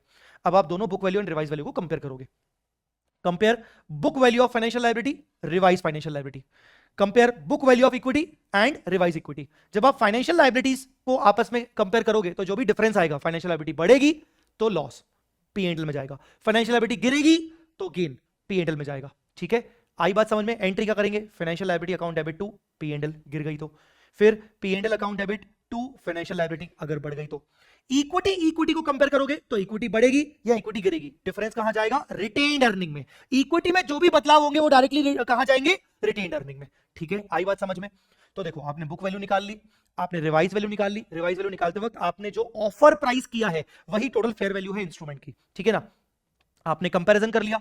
अब फाइनली क्या था इस क्वेश्चन में, ऑफर दिया था ना कि भाई तुम्हें जल्दी पेमेंट चाहिए क्या, उन्होंने बोल दिया हाँ चाहिए, तो सेटलमेंट पे आ जाएंगे अपन। सेटलमेंट पे आ जाएंगे तो सेटलमेंट क्या होगा, आपने बेसिकली फाइनेंशियल लायबिलिटी को ऑलरेडी रिवाइज कर लिया है, ठीक है ना, चेंजेस आपने पीएनएल में डाल दिए हैं और इक्विटी को भी रिवाइज कर लिया है, चेंजेस रिटेन अर्निंग में डाल दिया है। अगर सामने वाला अर्ली रिपेमेंट मांग रहा है, ठीक है ना, एक्सेप्ट कर रहा है, तो फाइनेंशियल लायबिलिटी पूरी की पूरी रिवाइज फाइनेंशियल लायबिलिटी भी खत्म हो जाएगी, रिवाइज इक्विटी भी खत्म हो जाएगी to bank.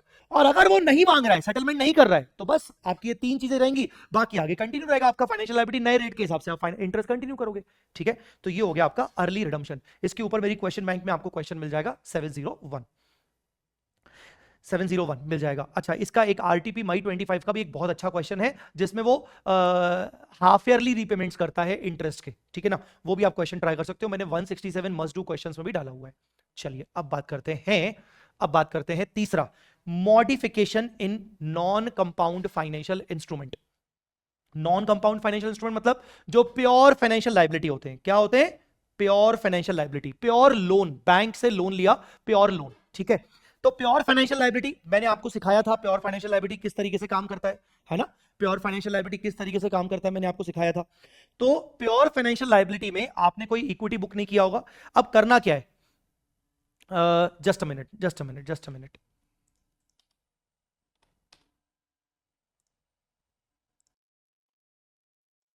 Hello,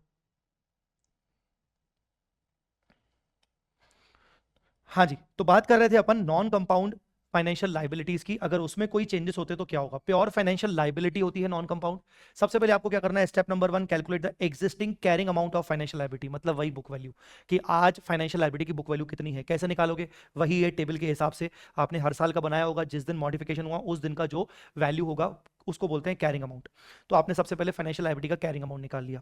calculate the revised value, again वही चीज, आपको रिवाइज्ड वैल्यू निकालनी है फाइनेंशियल लायबिलिटी की, रिवाइज्ड टर्म्स के हिसाब से कि भाई नए कॉन्ट्रेक्चुअल कैश फ्लोज क्या होंगे, नया इंटरेस्ट रेट के हिसाब से नया पेमेंट क्या होगा, नया प्रिंसिपल पेमेंट क्या होगा, नया इंटरेस्ट पेमेंट क्या होगा, नंबर ऑफ ईयर्स चेंज हो गए होंगे उसके हिसाब से। बट मेक श्योर जब आप ये रिवाइज्ड वैल्यू निकालोगे तो यहां आपको ओरिजिनल रेट लेना है, भले क्वेश्चन में न्यू डिस्काउंटिंग रेट दिया हो, आपको ओरिजिनल रेट लेना है। हाँ जी, तो अब आपने एग्जिस्टिंग कैरिंग अमाउंट को रिवाइज्ड वैल्यू से कंपेयर किया, जो भी डिफरेंस आया उसका परसेंटेज में निकालोगे इंपैक्ट कि वो डिफरेंस परसेंटेज फॉर्म में कितना है। तो इस स्टेप और इस स्टेप में जो डिफरेंस आया divided by existing carrying amount, मतलब स्टेप नंबर 1, ये जो परसेंटेज आया, अगर ये परसेंटेज 10% से कम है, मतलब जो भी चेंजेस हो रहे हैं वो 10% से कम है, तो अपन इसको छोटे मोटे चेंजेस मानेंगे और अपन बोलेंगे कि मॉडिफिकेशन अकाउंटिंग फॉलो की जाएगी छोटे मोटे चेंजेस के लिए।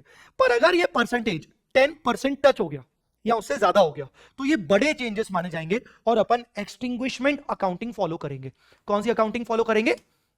एक्सटिंग्विशमेंट अकाउंटिंग फॉलो करेंगे। आ रही क्या मेरी बात समझ में?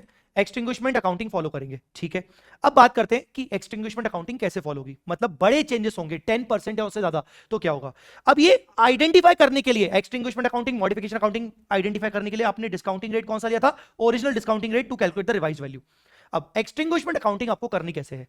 सबसे पहले डी रिकॉग्नाइज एक्सटिंग्विशमेंट अकाउंटिंग का मतलब होता है कि एक तरीके से आपका जो एग्जिस्टिंग लोन चल रहा था ना वो खत्म हो गया और अब एक तरीके से आप एक नया लोन रिप्लेस करके लेके आए। तो जो आपका एग्जिस्टिंग लोन था वो खत्म हो गया तो उसको डी रिकॉग्नाइज कर दो। तो क्या हो जाएगा, to old financial liability, sorry to नहीं, ओल्ड फाइनेंशियल लाइबिलिटी डेबिट, क्योंकि लाइबिलिटी है तो old financial liability account debit, जो भी बुक वैल्यू है, जो भी बुक वैल्यू सर कहां से आएगी, ये वाली, ये आपने डेबिट कर दी, ठीक है।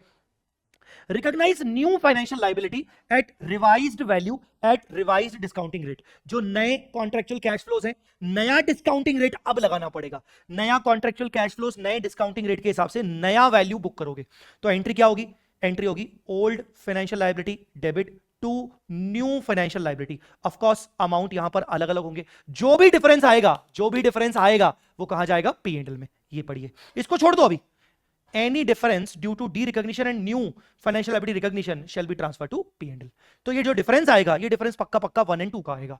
अब इसमें एक छोटा सा चेंज हो सकता है। मैंने यहां पर कहा कि न्यू फाइनेंशियल लायबिलिटी निकालते वक्त आपको न्यू डिस्काउंटिंग रेट लेना है, पर क्या होगा अगर न्यू डिस्काउंटिंग रेट आपको क्वेश्चन में दिया ही नहीं तो? If revised rate is not given, अगर क्वेश्चन में नया डिस्काउंटिंग रेट दिया ही नहीं है तो क्या करोगे? Revised rate is not given, treat the remaining outstanding amount as new liability. Sir ये क्या है? एक्सटिंग्विशमेंट के अंदर जो आप मॉडिफिकेशन ये सब हो रहे हैं तो हो क्या रहा है कि भाई वो रीपे नहीं कर पा रहा है, डिफॉल्ट हो गया या वॉटेवर, तो एज पर द कॉन्ट्रैक्ट आज जो भी मुझे अमाउंट ऑफ लोन पे करना बचा है, जो भी प्रिंसिपल अमाउंट ऑफ लोन अभी भी मैंने पे नहीं किया, ठीक है ना, उसको एक तरीके से मैं नया लोन मान लूंगा।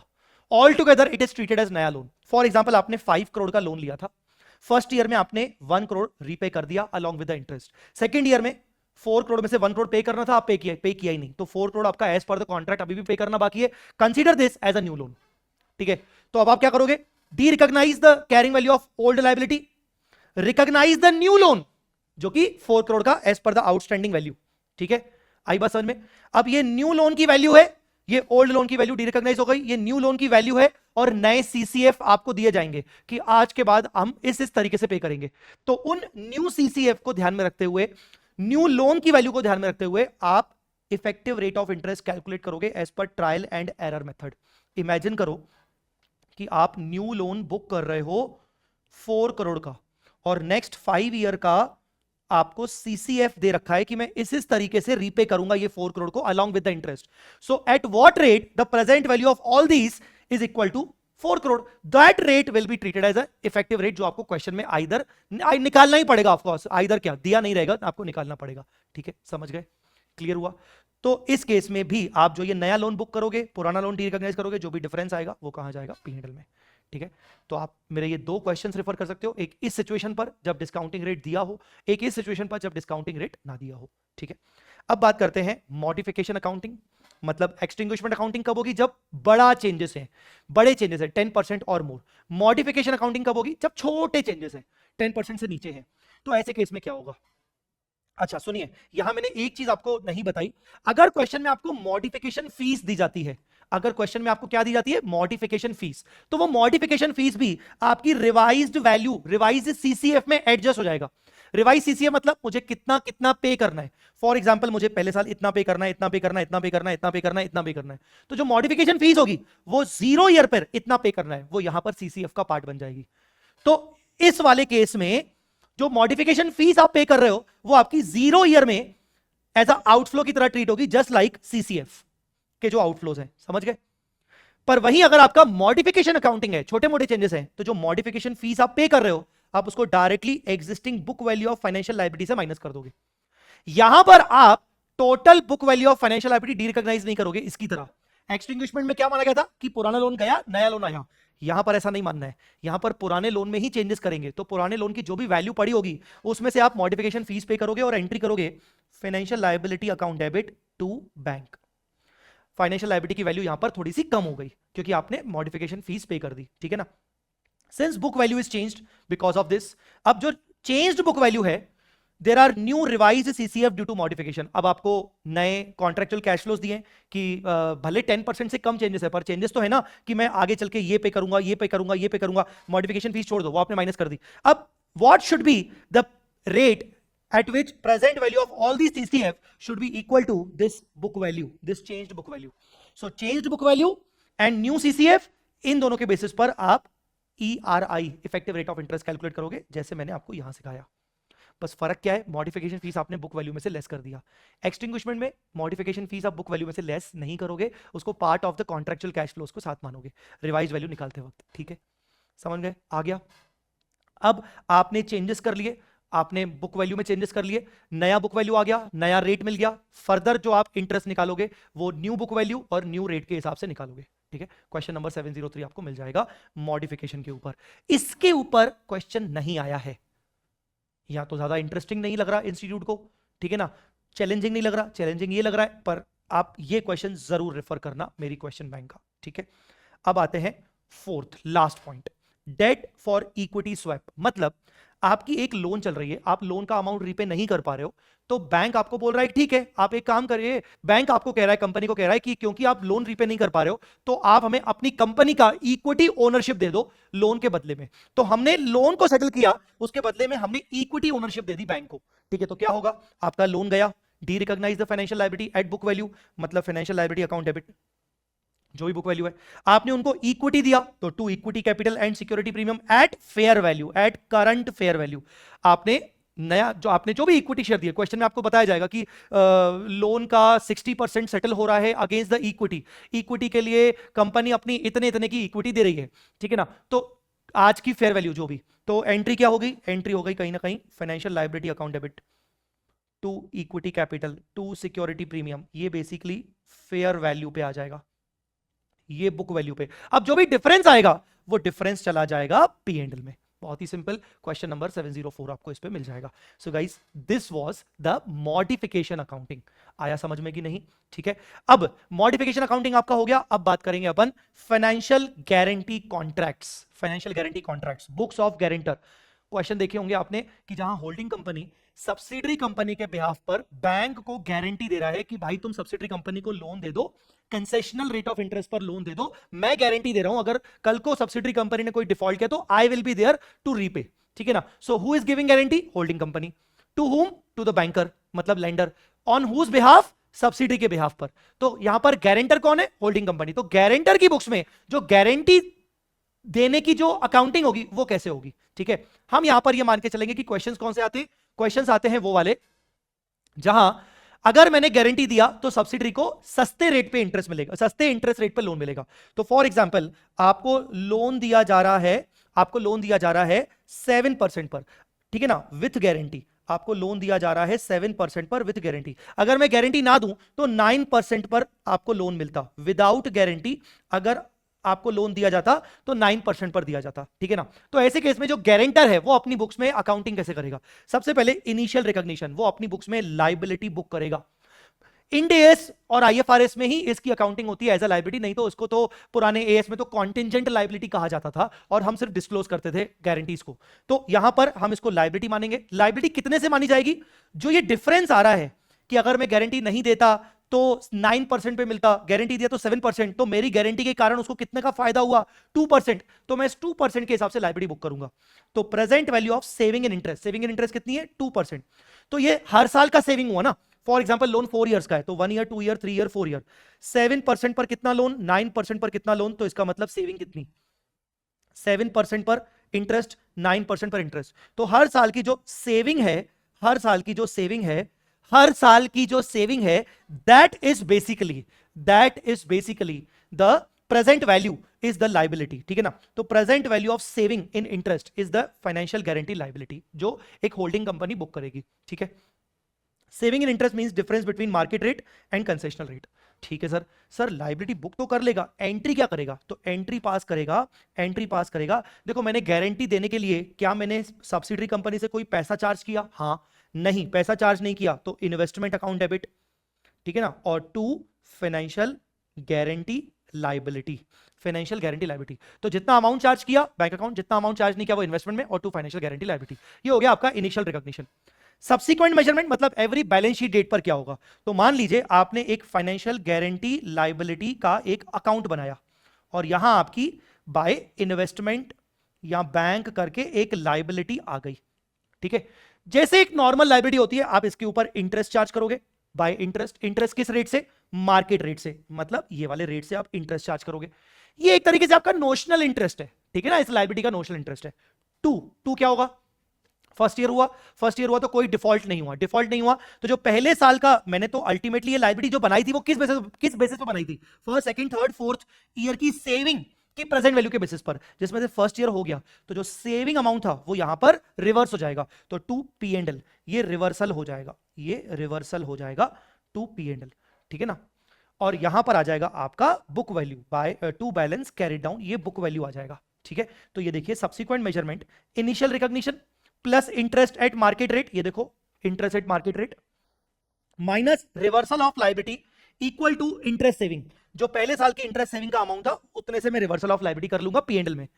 वैसे नॉर्मली हम लायबिलिटी रीपे करते हैं, पर हम थोड़ी कोई रीपेमेंट कर रहे हैं, रीपेमेंट तो हमारा जो सब्सिडी कंपनी है बोरोअर वो करेगा ना।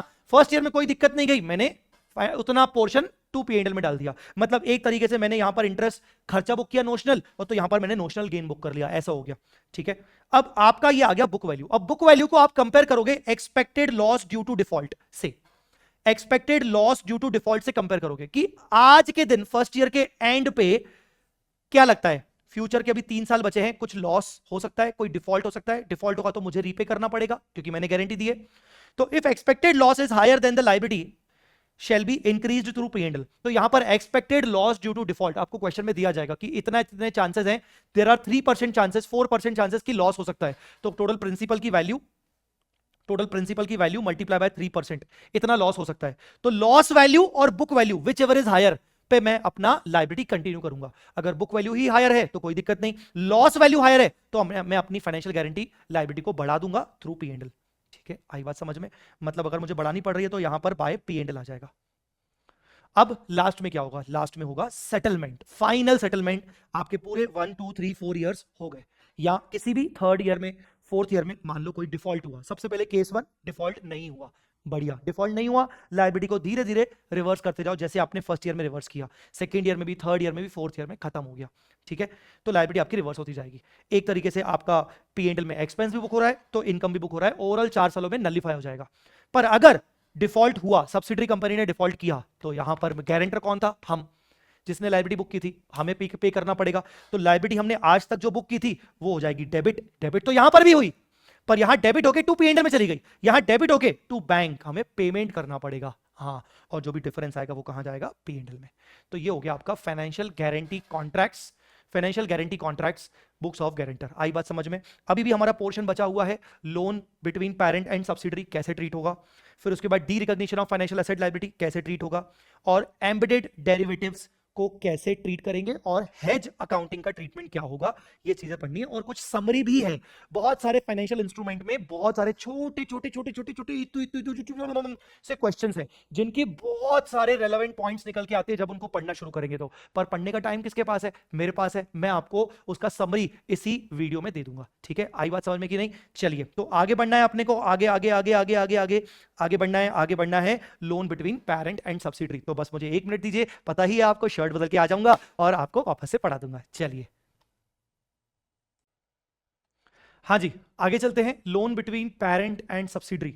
तो ये बहुत इंपॉर्टेंट पॉइंट है जहां पर कोई क्वेश्चंस ऐसे बन सकते हैं जहां पर वो आपको बोलेगा कि पेरेंट कंपनी ने आइदर सब्सिडरी कंपनी को लोन दिया है या फिर सब्सिडरी कंपनी ने पेरेंट कंपनी को लोन दिया है, और उसके ट्रीटमेंट बताइए दोनों की बुक्स में। इसके ऊपर मैं आपको रेफर करवाना चाहूंगा, क्वेश्चन नंबर 905 मेरी क्वेश्चन बैंक का, जरूर एक बार देख के जाइएगा, उसमें आपके ये सारे पॉइंट्स एक ही क्वेश्चन में कवर हो जाएंगे। अब अपन पहले चलते हैं loan by parent company to subsidiary. तो पेरेंट ने लोन दिया तो पेरेंट के लिए हो गया फाइनेंशियल एसेट और सब्सिडरी के लिए हो गया फाइनेंशियल लायबिलिटी, ठीक है। अब ये लोन के अलग अलग टर्म्स एंड कंडीशंस हो सकते हैं। पहला हो सकता है loan is repayable on demand. On demand मतलब पेरेंट जब डिमांड करेगा कि मुझे मेरा पैसा वापस चाहिए तो सब्सिडरी को वापस करना पड़ेगा। तो जो लोन रीपेबल ऑन डिमांड होते हैं उसके फिक्स्ड टर्म नहीं होते, फिक्स्ड टर्म नहीं होता। जब फिक्स्ड टर्म नहीं होता तो ऐसे केस में आपके पास एक फिक्स्ड कॉन्ट्रेक्चुअल कैश फ्लोस की डिटेलिंग नहीं होती, तो ऐसे केस में आप डिस्काउंटिंग नहीं करोगे, ऐसे लोन्स की आप डिस्काउंटिंग नहीं करोगे क्योंकि फिक्स्ड टर्म नहीं है, फिक्स्ड कॉन्ट्रेक्चुअल कैश पेमेंट्स नहीं है। ठीक है, current liability for subsidiary, subsidiary तो इसको श्योर शॉर्ट करंट लाइबिलिटी बनाएगा। क्यों? क्योंकि सब्सिडरी के पॉइंट ऑफ व्यू से ये है ऑन डिमांड लाइबिलिटी। आपने इंड AS 1 में भी पढ़ के रखा है कि जब लोन में डिफॉल्ट होते हैं और बैंक के पास राइट आ जाता है ऑन डिमांड रीपे करने का, तो कंपनी को, एंटिटी को, रिपोर्टिंग एंटिटी को अपने लोन को करंट लाइबिलिटी बनानी पड़ती है। तो सब्सिडरी कंपनी इसको करंट लाइबिलिटी बनाएगा लोन को। पेरेंट कंपनी इसको करंट या नॉन करंट दोनों बना सकता है, डिपेंड करता है पेरेंट कंपनी के इंटेंशन पर। अगर पेरेंट कंपनी का इंटेंशन है डिमांड करने का कि मैं 1 ईयर के बाद ही डिमांड करूंगा, तो वो उसको नॉन करंट बनाएगा। और अगर पेरेंट कंपनी का डिमांड करने का इंटेंशन विद इन 1 ईयर है, तो वो उसको करंट बनाएगा। पर सब्सिडरी को तो हमेशा करंट लायबिलिटी ही बनानी पड़ेगी। ठीक है, सब्सिडरी ये नहीं देखेगा कि पेरेंट क्या कर रहा है। ठीक है, फिर चलते हैं fixed term loan at of market rate. For example, मैंने 5 इयर्स का लोन दिया सब्सिडरी को, मार्केट रेट चल रहा है 11% पर, मैंने दिया 7% पर, ये हो गया ऑफ मार्केट रेट, मतलब मार्केट रेट से कम वैल्यू पर दिया। तो आप जानते हो इसकी सिंपल सी अकाउंटिंग क्या होती है, pure financial liability, non compound instrument, सब कुछ अपन अभी रिवाइज करके आए हैं। आप इसको एएमसी कैटेगरी का लोन मानोगे, ठीक है ना, एएमसी कैटेगरी का लोन मानोगे, चाहे होल्डिंग हो चाहे सब्सिडरी हो। ठीक है, इनिशियल रिकॉग्निशन दोनों कंपनीज अपनी बुक्स में कैसे करेंगी, present value of contractual cash flows. Contractual cash flows क्योंकि फिक्स टर्म है, तो 1 ईयर में कितना होगा पेमेंट, सेकंड ईयर में, थर्ड ईयर में, फोर्थ ईयर में, फिफ्थ ईयर में, इन सबकी present value market rate of interest पर, इन सबकी present value market rate of interest पर जो भी निकलेगी, वो पेरेंट कंपनी के लिए फाइनेंशियल एसेट और सब्सिडरी कंपनी के लिए फाइनेंशियल लायबिलिटी। अब मान लीजिए मैंने लोन दिया है 5 लाख रुपीस का, पर फाइनेंशियल असेट हो रहा है 4 लाख रुपीस का। तो आपने फाइनेंशियल असेट रिकॉर्ड किया 4 लाख का, पर लोन दिया आपने 5 लाख का, तो difference is equal to loan amount मतलब 5 lakh and present value of CCF that is 4 lakh. ये जो डिफरेंस अमाउंट होगा 1 लाख रुपीस का, पेरेंट इसको अपना इन्वेस्टमेंट अकाउंट में डेबिट करेगा। कहां डेबिट करेगा, इन्वेस्टमेंट में। याद करो, स्टाफ लोन में कंपनी इसको प्रीपेड इंप्लॉय कॉस्ट बताती थी और डेफर अमोटाइज करती थी, यहां वो इन्वेस्टमेंट अकाउंट में डेबिट करेगा, उसको डेफर अमोटाइज नहीं करेगा। और सब्सिडरी कंपनी इसको अदर इक्विटी में लेके जाएगी, एंट्री करेगी bank account debit 5 lakh, to financial liability borrowing 4 lakh, to equity contribution from parent 1 lakh. ठीक है, तो इस तरीके से उसकी अकाउंटिंग होगी। तीसरी सिचुएशन है repayable when subsidiary will have the sufficient funds to pay. Repayable when the subsidiary company have sufficient funds to pay. Repayable when subsidiary company have sufficient funds to pay. ठीक है, sufficient funds to पे। तो अब यहां पर ऐसे case में क्या होगा, यहां पर ऑन डिमांड की तरह ये नहीं है, यहां पर पेरेंट कंपनी ने सब्सिडी को बोला है कि तेरे पास जब फंडिंग आ जाए तो तू मुझे पे कर देना, मतलब सब्सिडी के ऊपर छोड़ दिया। तो बेटा यहां पर आंसर आपको थोड़ा सा डिप्लोमेटिक लिखना पड़ेगा, estimate the nature and timing of the repayment. आपको यहां पर आंसर में लिखना पड़ेगा कि नहीं, रीपेमेंट का टाइमिंग और नेचर एस्टिमेट करना पड़ेगा parent as well as subsidy को, एंड अकॉर्डिंग टू दैट आपको करंट नॉन करंट ट्रीट करना पड़ेगा। मतलब the answer is not clear, it is diplomatic, कि आप नेचर की लॉन्ग टर्म की शॉर्ट टर्म, टाइमिंग और रीपेमेंट इन सबका डिफाइन करोगे और उसके अकॉर्डिंगली आप ऐसा या फिर ऐसा ट्रीटमेंट करोगे। ठीक है, now there is a situation जहां सब्सिडरी कंपनी ने पेरेंट कंपनी को लोन दिया, फिक्स्ड टर्म पे दिया, कंसेशनल रेट पे दिया, मतलब सब कुछ वैसा। तो अल्टीमेटली पूरी सिचुएशन यही होगी, बस नीचे डिफरेंस अमाउंट का ट्रीटमेंट जो होगा वो कुछ और होगा। तो सब्सिडी ने लोन दिया तो सब्सिडी के लिए financial asset, initial recognition at present value of CCF, ठीक है, ठीक है ना, और पेरेंट कंपनी के लिए फाइनेंशियल लायबिलिटी। पर डिफरेंस का ट्रीटमेंट क्या होगा, डिफरेंस का ट्रीटमेंट डिविडेंड में जाएगा। क्या, difference is treated as dividend payment by subsidiary. Subsidiary बोलेगा मैंने 5 लाख का लोन दिया पर मुझे रीपेमेंट तो 4 लाख होगा, जो एक्स्ट्रा पेमेंट जो मैंने 1 लाख का उसको दिया, that is called dividend. That is called dividend का पेमेंट मैंने एक तरीके से पेरेंट को दिया, और पेरेंट कंपनी उसको डिविडेंड इनकम दिखाएगा, bank account debit 5 lakh, to loan 4 lakh, loan from subsidiary 4 lakh, to dividend income 1 lakh. ठीक है, तो इसको डिविडेंड पेमेंट और डिविडेंड इनकम की अकाउंटिंग की जाएगी सब्सिडरी और होल्डिंग कंपनी के बुक्स में। तो ये हो गया आपका लोन पाए, loan between parent and subsidiary. The next point is which is very important नहीं बोलूंगा, which is not most important but at least important, and the part where maximum students actually don't concentrate. ठीक है ना, तो ये है आपका D recognition criteria for financial asset and financial liability. D recognition मतलब बुक्स ऑफ अकाउंट्स में से फाइनेंशियल एसेट को हटाना या फाइनेंशियल लायबिलिटी को हटाना। कब हटाओगे, जब ऑब्वियसली उनकी लाइफ खत्म हो गई, उनसे मिलने वाले कॉन्ट्रैक्चुअल कैश फ्लोज खत्म हो चुके हैं। ठीक है ना, कॉन्ट्रैक्ट एंड हो चुका है तो आप डी रिकॉग्नाइज करोगे। ऑब्वियसली जब आप फाइनेंशियल एसेट सेल कर दो, जब फाइनेंशियल लायबिलिटी सेटल कर दो, तो बैलेंस शीट से जब आप रिमूव करते हो किसी फाइनेंशियल एसेट लायबिलिटी को, उसको बोलते हैं डी रिकॉग्निशन। अगर मैं बात करूं फाइनेंशियल लायबिलिटी की, अगर मैं बात करूं तो फाइनेंशियल लायबिलिटी का डी रिकॉग्निशन हम ऑलरेडी मॉडिफिकेशन की अकाउंटिंग में, एक्सटिंग्विशमेंट की अकाउंटिंग में, ये डेट फॉर इक्विटी स्वैप में आपने फाइनेंशियल लायबिलिटी डी रिकॉग्नाइज तो किया, एक्सटिंग्विशमेंट के अंदर, डेट फॉर इक्विटी स्वैप के अंदर, तो हमने वो समझ ली है। उसमें मोस्ट ऑफ द केसेस में जो डिफरेंस आता है वो पी&एल में जाता है। तो फाइनेंशियल लायबिलिटी हम समझ के आए हैं, हम अभी समझेंगे फाइनेंशियल असेट का डी रिकॉग्निशन। फाइनेंशियल असेट का जो डी रिकॉग्निशन है उसका क्या होगा, कब होगा डी रिकॉग्निशन? जब आपके कॉन्ट्रेक्चुअल कैश फ्लोज मिलना बंद हो जाए, जब आप ट्रांसफर कर दो असेट को, रिस्क एंड रिवॉर्ड ट्रांसफर कर दो। अंडरस्टैंड? जो financial asset FBT OCI category में आप दिखाते हो, जब आप उस फाइनेंशियल एसेट को डी रिकॉग्नाइज करोगे तो जितना भी आपने एक्यूमुलेटेड ओसीआई बना के रखा था आज गेन और लॉस का, उसको रीक्लासिफाई करके पी&एल में लेके जाएंगे। एफबीटी ओसीआई का एक्यूमुलेटेड गेन और लॉस रीक्लासिफाई करके पी&एल में लेके जाएंगे जब आप फाइनेंशियल एसेट को डी रिकॉग्नाइज करोगे। इसमें एक एक्सेप्शन है, अगर आपने equity instruments not held for trading को डेलिबरेटली ओसीआई में डेजिग्नेट किया था तो उसका accumulated OCI gain loss directly आप रिटेन्ड अर्निंग में ले जाते हो, पी&एल में नहीं। ये तो हो गई एक ओसीआई वाली बात। दूसरा, अब ये फाइनेंशियल एसेट डी रिकॉग्नाइज कब होगी? तो transfer of cash flows without transfer of risk and reward. आपने कैश फ्लो ट्रांसफर कर दिए, मान लो किसी आपने फैक्टरिंग एजेंट को हायर किया, आपने बोला भाई तू मुझे ना कैश फ्लो कलेक्ट करके दे, कैश फ्लो कलेक्ट करने की जिम्मेदारी तेरी, तू कलेक्ट कर, और कल को कुछ कलेक्ट नहीं हुआ, बैड डेट हुआ, तो वो मेरी रिस्क। तो अल्टीमेटली रिस्क तो मेरा है ना, मतलब कैश फ्लोज तू कलेक्ट कर पर नुकसान होगा तो मुझे ही होगा। तो ऐसे केस में आप अपनी फाइनेंशियल एसेट को डी रिकॉग्नाइज नहीं करोगे। अगर आपने किसी को कॉन्ट्रैक्ट दिया है कि तू मेरे बिहाफ पे कैश फ्लो कलेक्ट कर पर रिस्क मेरा ही होगा, तो ये D recognition of financial asset नहीं है, ये सेल ऑफ फाइनेंशियल एसेट नहीं है। ऐसे केस में कहीं ना कहीं मैंने सामने वाले से एक तरीके से अमाउंट लोन में ले लिया है और उसको बोल रहा हूं कि कैश फ्लोज तू रख लेना मेरे फाइनेंशियल एसेट के, कल को कोई बैड डेट हुआ वो मैं तेरे को बियर करके दूंगा, तो वो मेरे लिए एक लोन है। तो when the financial asset is transferred without transfer of risk and reward, then financial asset is not derecognized। अगर मैंने अपना ऐसा कोई ट्रांजैक्शन किया जिसके बदले में मुझे कुछ पैसा मिला है तो मैं उसको फाइनेंशियल लायबिलिटी अलग से ट्रीट करूंगा, और मैं अपनी बुक्स में से जो एग्जिस्टिंग फाइनेंशियल एसेट है, जो मैंने कैश फ्लो ट्रांसफर करने के राइट्स दे दिए, उसको मैं फाइनेंशियल एसेट को बनाए रखूंगा। मतलब नाउ इन माय बुक्स, मेरी बुक्स में फाइनेंशियल एसेट भी दिखेगा, फाइनेंशियल लायबिलिटी भी दिखेगा for the amount I received. बोलो बेटा क्लियर हुआ कि नहीं? Now types of D recognition. D recognition दो तरीके से हो सकता है, एक हो सकता है फुल डी रिकॉग्निशन, एक होता है partial D recognition. Full derecognition मतलब आपने पूरा असेट के राइट्स ट्रांसफर कर दिए, जितने भी कैश फ्लोस मिलने वाले हैं सामने वाले को दे दिए, बैड डेट्स वगैरह होंगे सामने वाले के होंगे, रिस्क एंड रिवॉर्ड सामने वाले के होंगे, ठीक है ना, पूरी तरीके से आपने कैश फ्लोस ट्रांसफर कर दिए। पार्शियल डी रिकॉग्निशन मतलब कुछ कैश फ्लोस के राइट्स आपने ट्रांसफर किए हैं और कुछ कैश फ्लोस के राइट्स आपने ट्रांसफर नहीं किए, some portion of cash flows are transferred. तो full derecognition is very very very simple. Full derecognition में क्या करोगे, बैंक अकाउंट डेबिट, आपको पैसा मिला, टू फाइनेंशियल एसेट आपने सेल कर दिया, आपको जो भी डिफरेंस आया वो पी&एल में डाल दोगे, जो भी डिफरेंस आया वो पी&एल में डाल दोगे। तो ये कोई ज्यादा चीज इंपॉर्टेंट नहीं है। इंपॉर्टेंट है आपका partial D recognition. Partial derecognition में दो चीजें होती हैं, एक होती है सिक्योरिटाइजेशन ऑफ लोन, एक होता है फैक्टरिंग ऑफ डेटर्स, जो अभी फैक्टरिंग ऑफ डेटर्स में थोड़ा थोड़ा बात कर रहा था। ओवरऑल इसका इंपैक्ट क्या होता है अभी मैं आपको समझा रहा हूं सिक्योरिटाइजेशन ऑफ लोन के हिसाब से। तो सिक्योरिटाइजेशन ऑफ लोन में क्या होता है, एक बैंक है जिसने कस्टमर को लोन दे रखा है, बैंक है कस्टमर को लोन दे रखा है, तो उसके लिए वो फाइनेंशियल एसेट हो गई, पर वो बैंक उस लोन को किसी और एंटिटी को, किसी स्पेशल पर्पस व्हीकल को सेल कर रही है, पूरा नहीं। वो उसको बोल रही है कि तू प्रिंसिपल कलेक्ट कर, इंटरेस्ट में कलेक्ट करता रहूंगा कस्टमर से, या इंटरेस्ट तू कलेक्ट कर, प्रिंसिपल मैं कलेक्ट करता रहूंगा, या प्रिंसिपल इंटरेस्ट 40% तू कलेक्ट कर, 60% मैं करूंगा। It is called partial derecognition. तो पार्शियल डी रिकॉग्निशन में क्या है, transfer of right to receive some of the cash flows such as interest only, principal only, part of the interest and principal is transferred, ठीक है। तो यहां पर क्या होता है, बैंक जिसने कस्टमर को लोन दे रखा है उसका कुछ पार्ट वो ट्रांसफर कर रही है, तो वो अपने पूरे फाइनेंशियल एसेट को पहले सबसे पहले डिवाइड करेगी कुछ अलग अलग पार्ट्स में। पहला सिक्योरिटाइज्ड कंपोनेंट, मतलब जो पोर्शन वो ट्रांसफर कर रही है। सेकंड रिटेन्ड कंपोनेंट प्रिंसिपल वाला, थर्ड रिटेन्ड कंपोनेंट इंटरेस्ट वाला। तो बैंक है, और चौथा रिटेन्ड कंपोनेंट सर्विस एसेट वाला। सर्विस एसेट वाला आपको एक क्वेश्चन के थ्रू रेफरेंस आपको मिल जाएगा।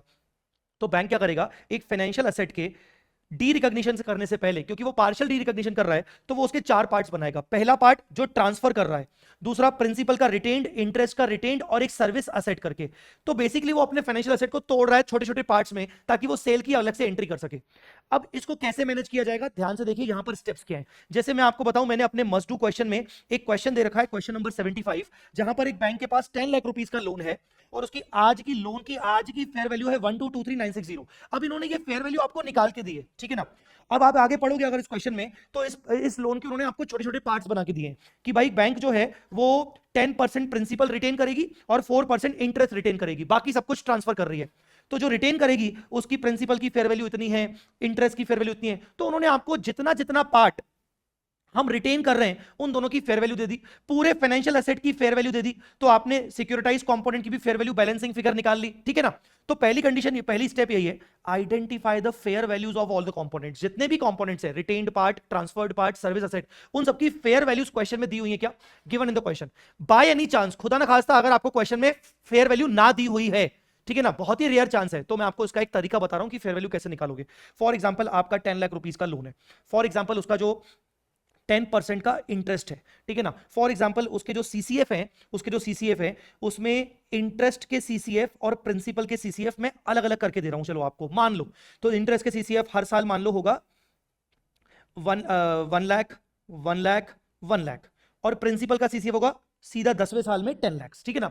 मान लो मैंने प्रिंसिपल के सीसीएफ को ट्रांसफर कर दिया और इंटरेस्ट के सीसीएफ को ट्रांसफर नहीं किया, और मुझे इन दोनों कंपोनेंट की फेयर वैल्यू नहीं पता, तो फेयर वैल्यू निकालने का बेस्ट तरीका present value of future cash flows at effective rate of interest. Question में आपको इफेक्टिव रेट ऑफ इंटरेस्ट दिया रहेगा, इसकी प्रेजेंट वैल्यू निकालो, इसकी प्रेजेंट वैल्यू निकालो, दोनों की प्रेजेंट वैल्यू निकल गई, उसी को फेयर वैल्यू मान लो, बस। आया समझ में कि नहीं? तो ये एक तरीका है फेयर वैल्यू निकालने का, अगर क्वेश्चन में ना दिया हो। अब आप सर फेयर वैल्यू निकाल के क्या अचीव करोगे, जैसे आपको यहां पर क्वेश्चन में फेयर वैल्यू दी हुई थी, अब आपका जो लोन है 10 लाख रुपीस का, आप उस 10 लाख रुपीस के लोन को हर कंपोनेंट की फेयर वैल्यू के प्रोपोर्शन में डिवाइड करोगे। ये देखो 10 लाख को आपने प्रिंसिपल रिटेन्ड पार्ट में फेयर वैल्यू में डिवाइड कर दिया, इंटरेस्ट रिटेन्ड पार्ट की फेयर वैल्यू में अलोकेट कर दिया, सर्विस असेट की फेयर वैल्यू के प्रोपोर्शन में अलोकेट कर दिया, और जो ट्रांसफर्ड किया है आपने पार्ट उसकी भी फेयर वैल्यू के प्रोपोर्शन में अलोकेट कर दिया, क्योंकि इन सबकी फेयर वैल्यूज अलग अलग से दी हुई थी, ठीक है ना। तो आपने इस तरीके से सभी पार्ट्स बना लिए, आपने टोटल फाइनेंशियल एसेट की कैरिंग अमाउंट को टोटल कैरिंग अमाउंट को आपने फाइनेंशियल एसेट की कैरिंग अमाउंट को अलग अलग पार्ट्स में अलग अलग अलोकेट कर दिया।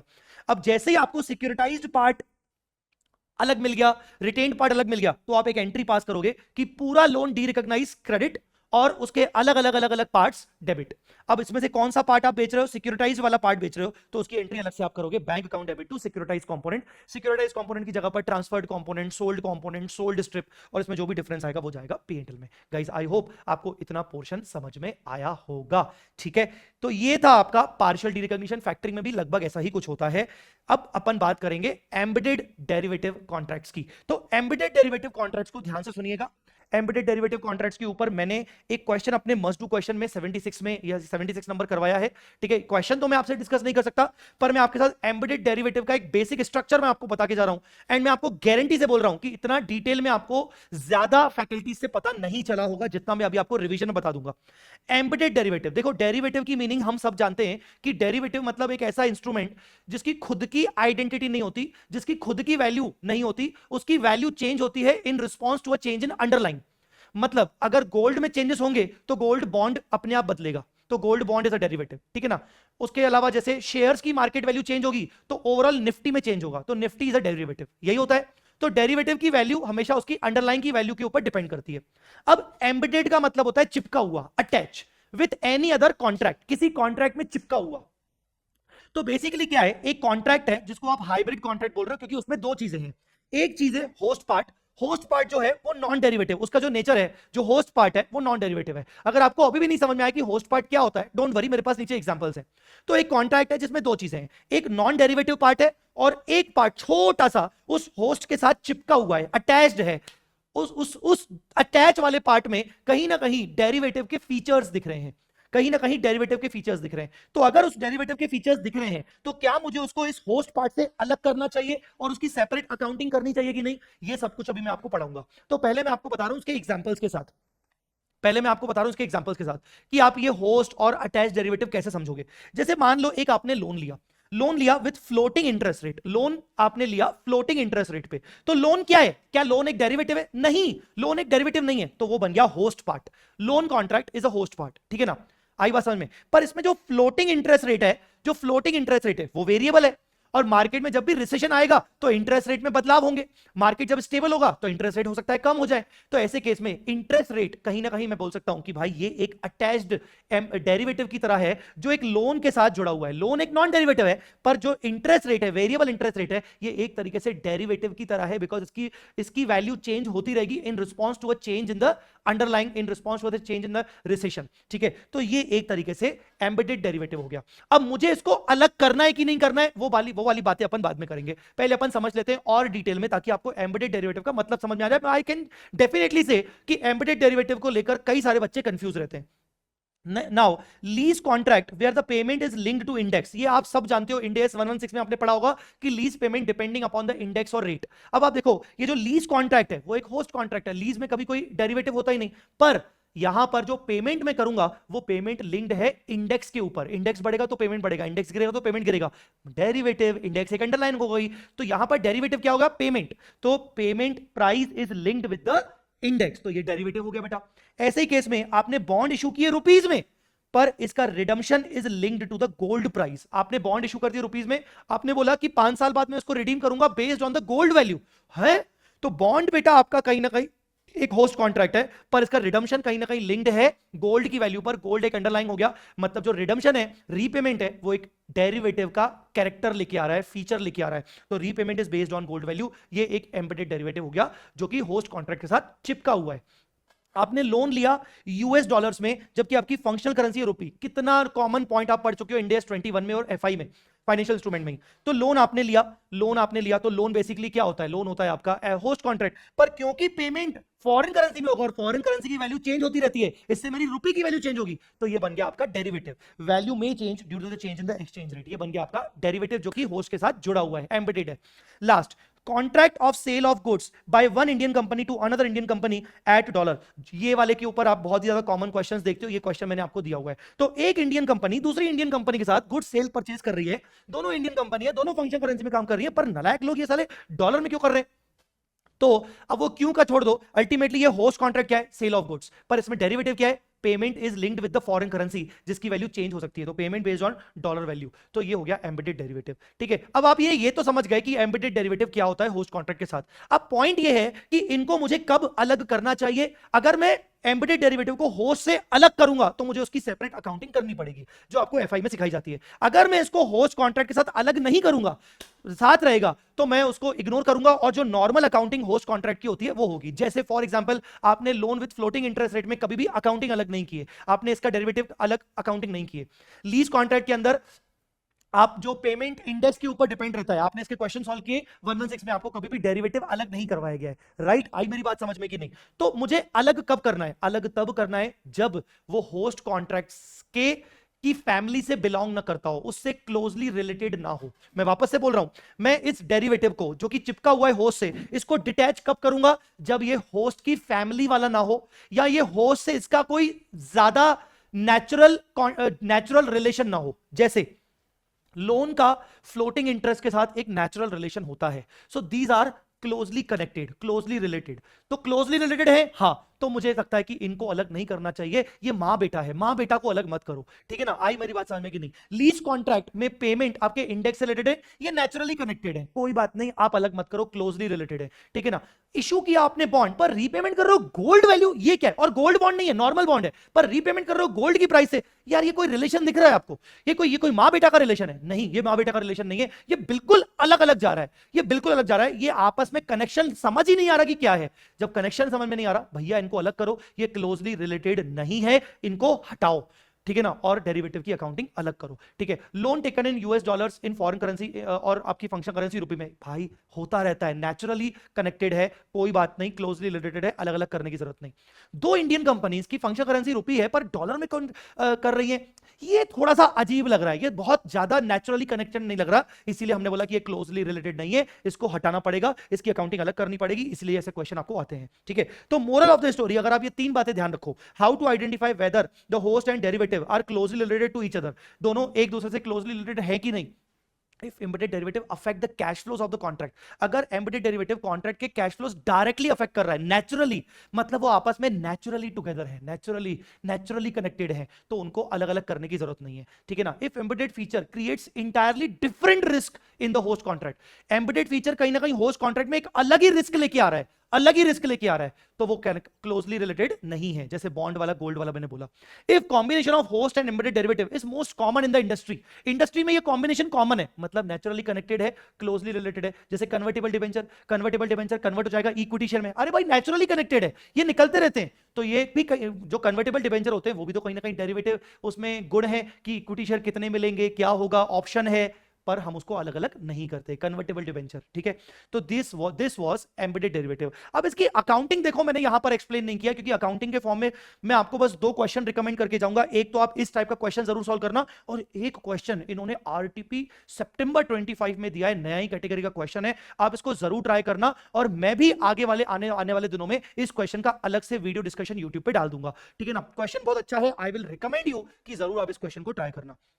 ये हो गया आपका एम्बेडेड डेरिवेटिव। अब बच्चों बस हमारा एक हेज अकाउंटिंग बचा है। हेज अकाउंटिंग के बाद छोटे मोटे कुछ टॉपिक्स बचे हैं, पॉइंट्स बचे हैं। एक लास्ट पार्ट में मैं आपको इसको करवा दूंगा। जस्ट अ मिनट, मैं आई विल बी राइट बैक। आपको पता है नए कपड़ों में आऊंगा और वापस आके करवाऊंगा, ठीक है। 2 मिनट का वेट करिए, 2 मिनट भी नहीं, कुछ सेकंड्स का वेट करिए। हाँ जी गाइस, वेलकम बैक। तो फाइनली अब हमारे पास बचा है सिर्फ हेज अकाउंटिंग और कुछ छोटे छोटे क्वेश्चंस की समरीज, ठीक है। हेज अकाउंटिंग में आपको बोल सकता हूं कि अगर आपके पास समय नहीं है, आप बिल्कुल ही लास्ट मोमेंट पे देख रहे हैं, तो आप हेज अकाउंटिंग चाहो तो छोड़ सकते हो। बट अगर आप लास्ट मोमेंट पे नहीं देख रहे हैं तो मैं आपको रिकमेंड करूंगा कि प्लीज आप थोड़ा सा 10 मिनट ही सही आप इसको सुन लीजिए। अब ध्यान से सुनिएगा। हेज अकाउंटिंग आप सब जानते हैं कि हेज अकाउंटिंग, हेज का मतलब होता है कि किसी भी रिस्क को कवर करने के लिए हम कोई ऐसा एक्ट करें जिससे रिस्क कम हो जाए। यहां पर हम रिस्क की बात कर रहे हैं, मतलब हमें कोई लॉसेस होने वाले हैं, जहां पर लॉसेस का रिस्क बहुत ज्यादा है, हम उस रिस्क को रिड्यूस कर रहे हैं। तो हम ऐसा क्या करें जिससे हम अपने रिस्क ऑफ लॉस को रिड्यूस भी कर लें, और वो जो भी हम करेंगे उसकी अकाउंटिंग क्या होगी। तो आप ध्यान से देखिए क्या हो रहा है। 2 बातें सबसे पहले आपको याद रखनी है, 2 टर्म्स याद रखनी है। एक होता है हेज्ड आइटम, एक होता है हेजिंग इंस्ट्रूमेंट। हेज्ड आइटम मतलब मान लीजिए आपके पास कोई भी फाइनेंशियल एसेट है, जैसे आपका इक्विटी शेयर में इन्वेस्टमेंट है, आपका डिबेंचर में इन्वेस्टमेंट है, ठीक है, या आपकी कोई फाइनेंशियल लायबिलिटी है, जैसे आपका मान लीजिए कोई फॉरेन करेंसी लोन है, या आपके फॉरेन करेंसी क्रेडिटर्स है। फाइनेंशियल एसेट आपके कोई फॉरेन करेंसी डेटर्स है, ठीक है ना। अब मेरे शब्दों पर आपने ध्यान दिया, foreign currency debtors, foreign currency creditors, foreign currency boring. क्या लगता है आपको इसमें कोई रिस्क है? हां, इसमें कोई रिस्क है। यहां पर रिस्क ये है फॉरेन करेंसी का एक्सचेंज फ्लक्चुएशन। फॉरेन करेंसी का एक्सचेंज फ्लक्चुएशन ही एक रिस्क है जिससे मुझे कुछ नुकसान हो सकते हैं।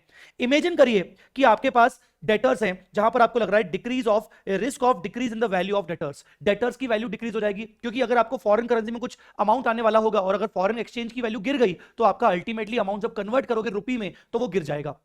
तो ये रिस्क है। ऐसे ही फाइनेंशियल लायबिलिटी में, क्रेडिटर्स में वैल्यू बढ़ने का रिस्क है, मतलब ज्यादा पेमेंट करना पड़ेगा। अब ये रिस्क तो है जिससे मुझे नुकसान होगा। तो रिस्क किसके अंदर है? रिस्क है हेज्ड आइटम के अंदर। अब इस हेज्ड आइटम में जो रिस्क है, उसकी रिस्क को कम करने के लिए, देखिए आपने सुना होगा कि रिस्क को 0 तक तो नहीं पहुंचा सकते, बट डेफिनेटली रिस्क को हम रिड्यूस कर सकते हैं। तो रिस्क को अगर हम रिड्यूस कर सकते हैं तो ऐसे केस में मुझे बताओ, ऐसे केस में आप मुझे बताओ कि रिस्क को जब हम रिड्यूस कर सकते हैं तो फिर मुझे ऐसा क्या करना चाहिए। मैं क्या करूंगा, मैं एक डेरिवेटिव कॉन्ट्रैक्ट लूंगा और वो डेरिवेटिव कॉन्ट्रैक्ट इसी रिलेटेड असेट और लायबिलिटी से रिलेटेड होगा। आगे आपको पता चलेगा कैसे। तो मैंने क्या किया, मैंने अलग से एक डेरिवेटिव कॉन्ट्रैक्ट खरीदा, एक डेरिवेटिव कॉन्ट्रैक्ट अलग से खरीदा। ये एम्बेडेड डेरिवेटिव की तरह नहीं है कि एक ही कॉन्ट्रैक्ट है जिसमें एम्बेडेड डेरिवेटिव चिपका हुआ है, यहां पर डेरिवेटिव अलग है। तो जो डेरिवेटिव कॉन्ट्रैक्ट खरीदा, इससे मैं अपनी रिस्क ऑफ लॉस को रिड्यूस कर दूंगा, ठीक है। इस डेरिवेटिव कॉन्ट्रैक्ट को बोलेंगे hedging instrument. To reduce the risk of loss, entity will enter into another contract, generally derivative. Generally हम डेरिवेटिव कॉन्ट्रैक्ट में इंटर होंगे। तो सबसे पहले समझ लेते हैं कि हेज आइटम किस किस प्रकार के होते हैं। कोई भी फाइनेंशियल एसेट लायबिलिटी जो आपके बुक्स ऑफ अकाउंट्स में दिख रही है, मतलब डेटर्स, क्रेडिटर्स, लोन्स वगैरह।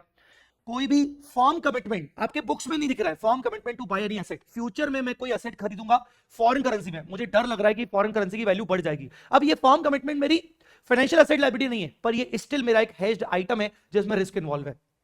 Highly forecast cash flow transaction, ये भी मेरी बुक्स ऑफ अकाउंट्स में नहीं दिख रहा। ये ऐसा ट्रांजैक्शन है जो मैं अभी फ्यूचर में करूंगा, कैश के फॉर्म में करूंगा, पर मुझे डर लग रहा है कि मुझे कैश ज्यादा पेमेंट कर सकता, कैश का पेमेंट ज्यादा करना पड़ेगा। तो ऐसे केस में ये सब हेज्ड आइटम है जिसमें रिस्क है कि मुझे ज्यादा पे करना पड़ेगा या फिर रिकवरी मेरी कम होगी, जिसके लिए मैं एक डेरिवेटिव कॉन्ट्रैक्ट अलग से ले रहा हूं, ठीक है। For applying hedge accounting both hedged item and hedging instrument should be related to each other, जो मैंने आपको बोला। अब देखो, जैसा मैंने आपको वहां बोला था एम्बेडेड डेरिवेटिव के अंदर कि अगर एम्बेडेड डेरिवेटिव होस्ट के साथ क्लोजली रिलेटेड है तो अलग अलग करने की जरूरत नहीं। ऐसा ही कुछ है यहां पर कि इमेजिन करो, अगर आपका हेज्ड आइटम इक्विटी शेयर है रिलायंस कंपनी का और आपको डर लग रहा है कि मेरे पास आज एक इक्विटी शेयर रखा है पर उस इक्विटी शेयर की वैल्यू फ्यूचर में गिर ना जाए, तो आप क्या करोगे? आपके पास रिलायंस का इक्विटी शेयर है, तो आप ऑफ कोर्स रिलायंस का ही कोई फ्यूचर कॉन्ट्रैक्ट में पैसा लगाओगे या रिलायंस का ही कोई ऑप्शन खरीदोगे।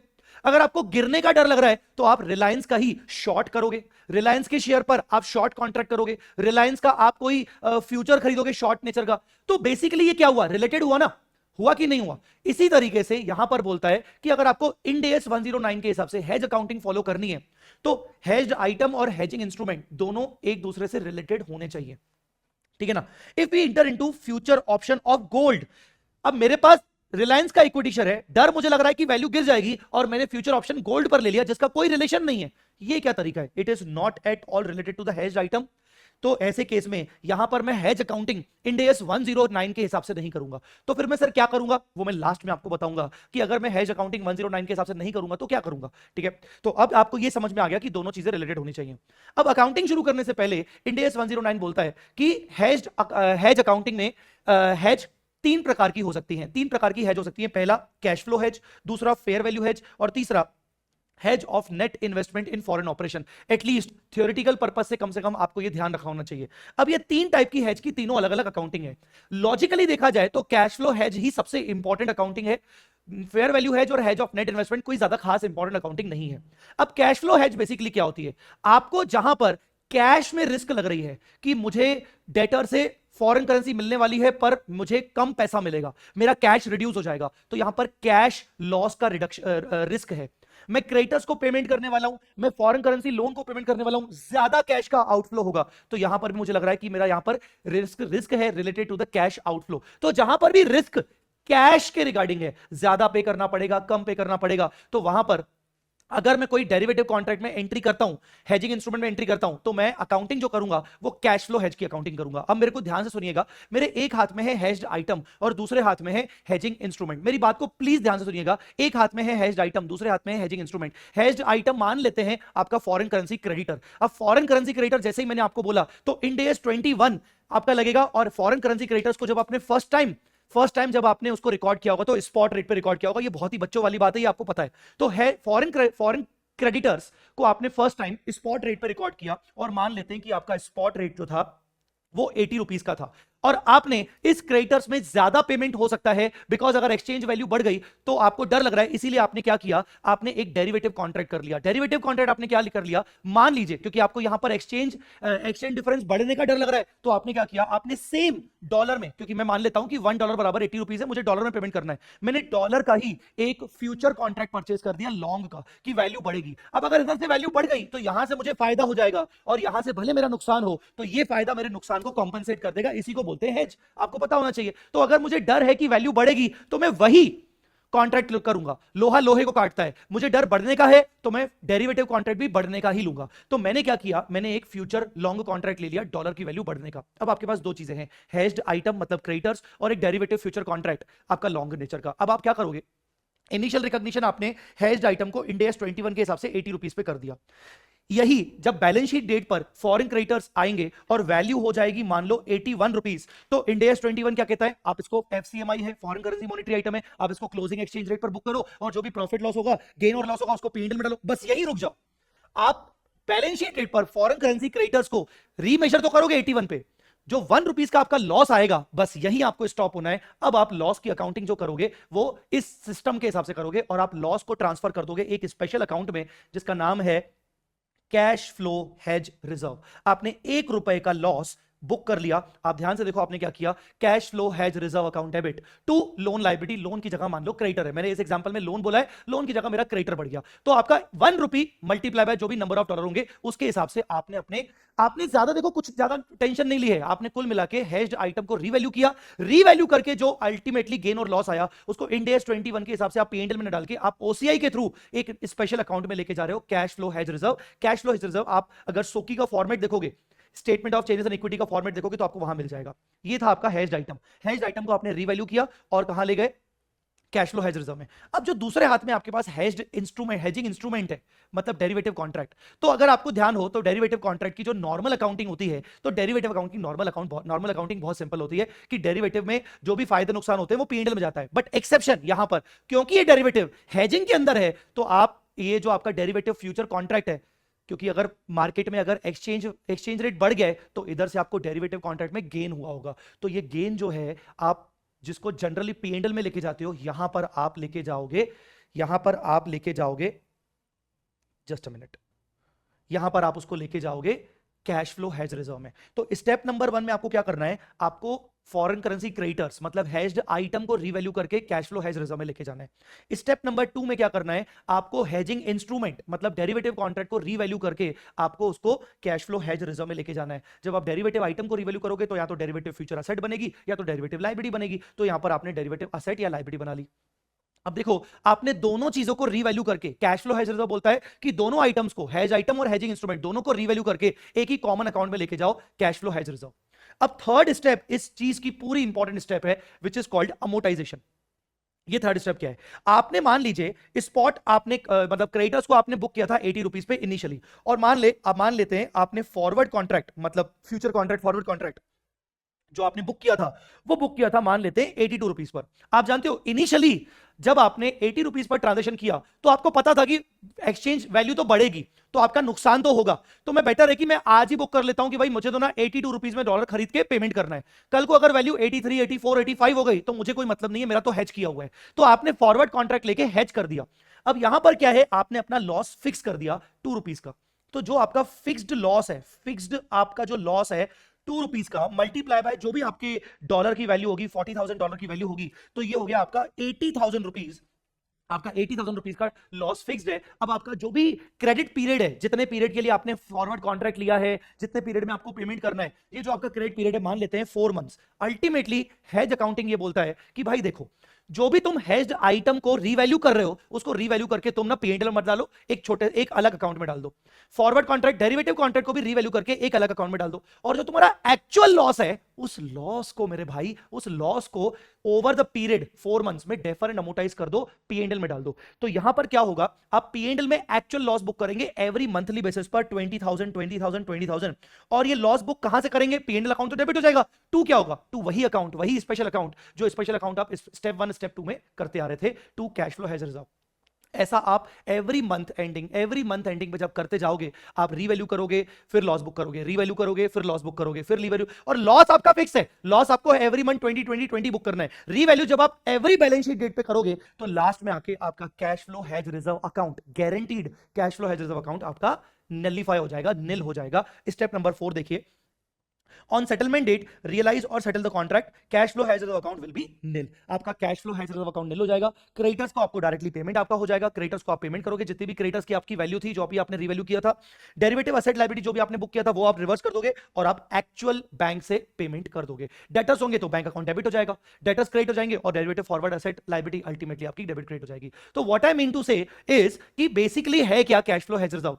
कैश फ्लो हेज बेसिकली ये कहता है कि जो भी डिफरेंस आए, अब मैं आपको यहां पर ये हटा के मैं बस आपको ये बताना चाह रहा हूं, कैश फ्लो हेज रिजर्व ये कहता है कि आपका जो भी सब्सिक्वेंट मेजरमेंट पर फेयर वैल्यू गेन या लॉस आएगा, आप उसको ओसीआई में कैश फ्लो हेज रिजर्व में लेके जाओगे, और कैश फ्लो हेज रिजर्व आप अमोर्टाइज करोगे एक्चुअल लॉस के बराबर over the period of the contract. बस यही आपकी है कैश फ्लो हेज रिजर्व की अकाउंटिंग।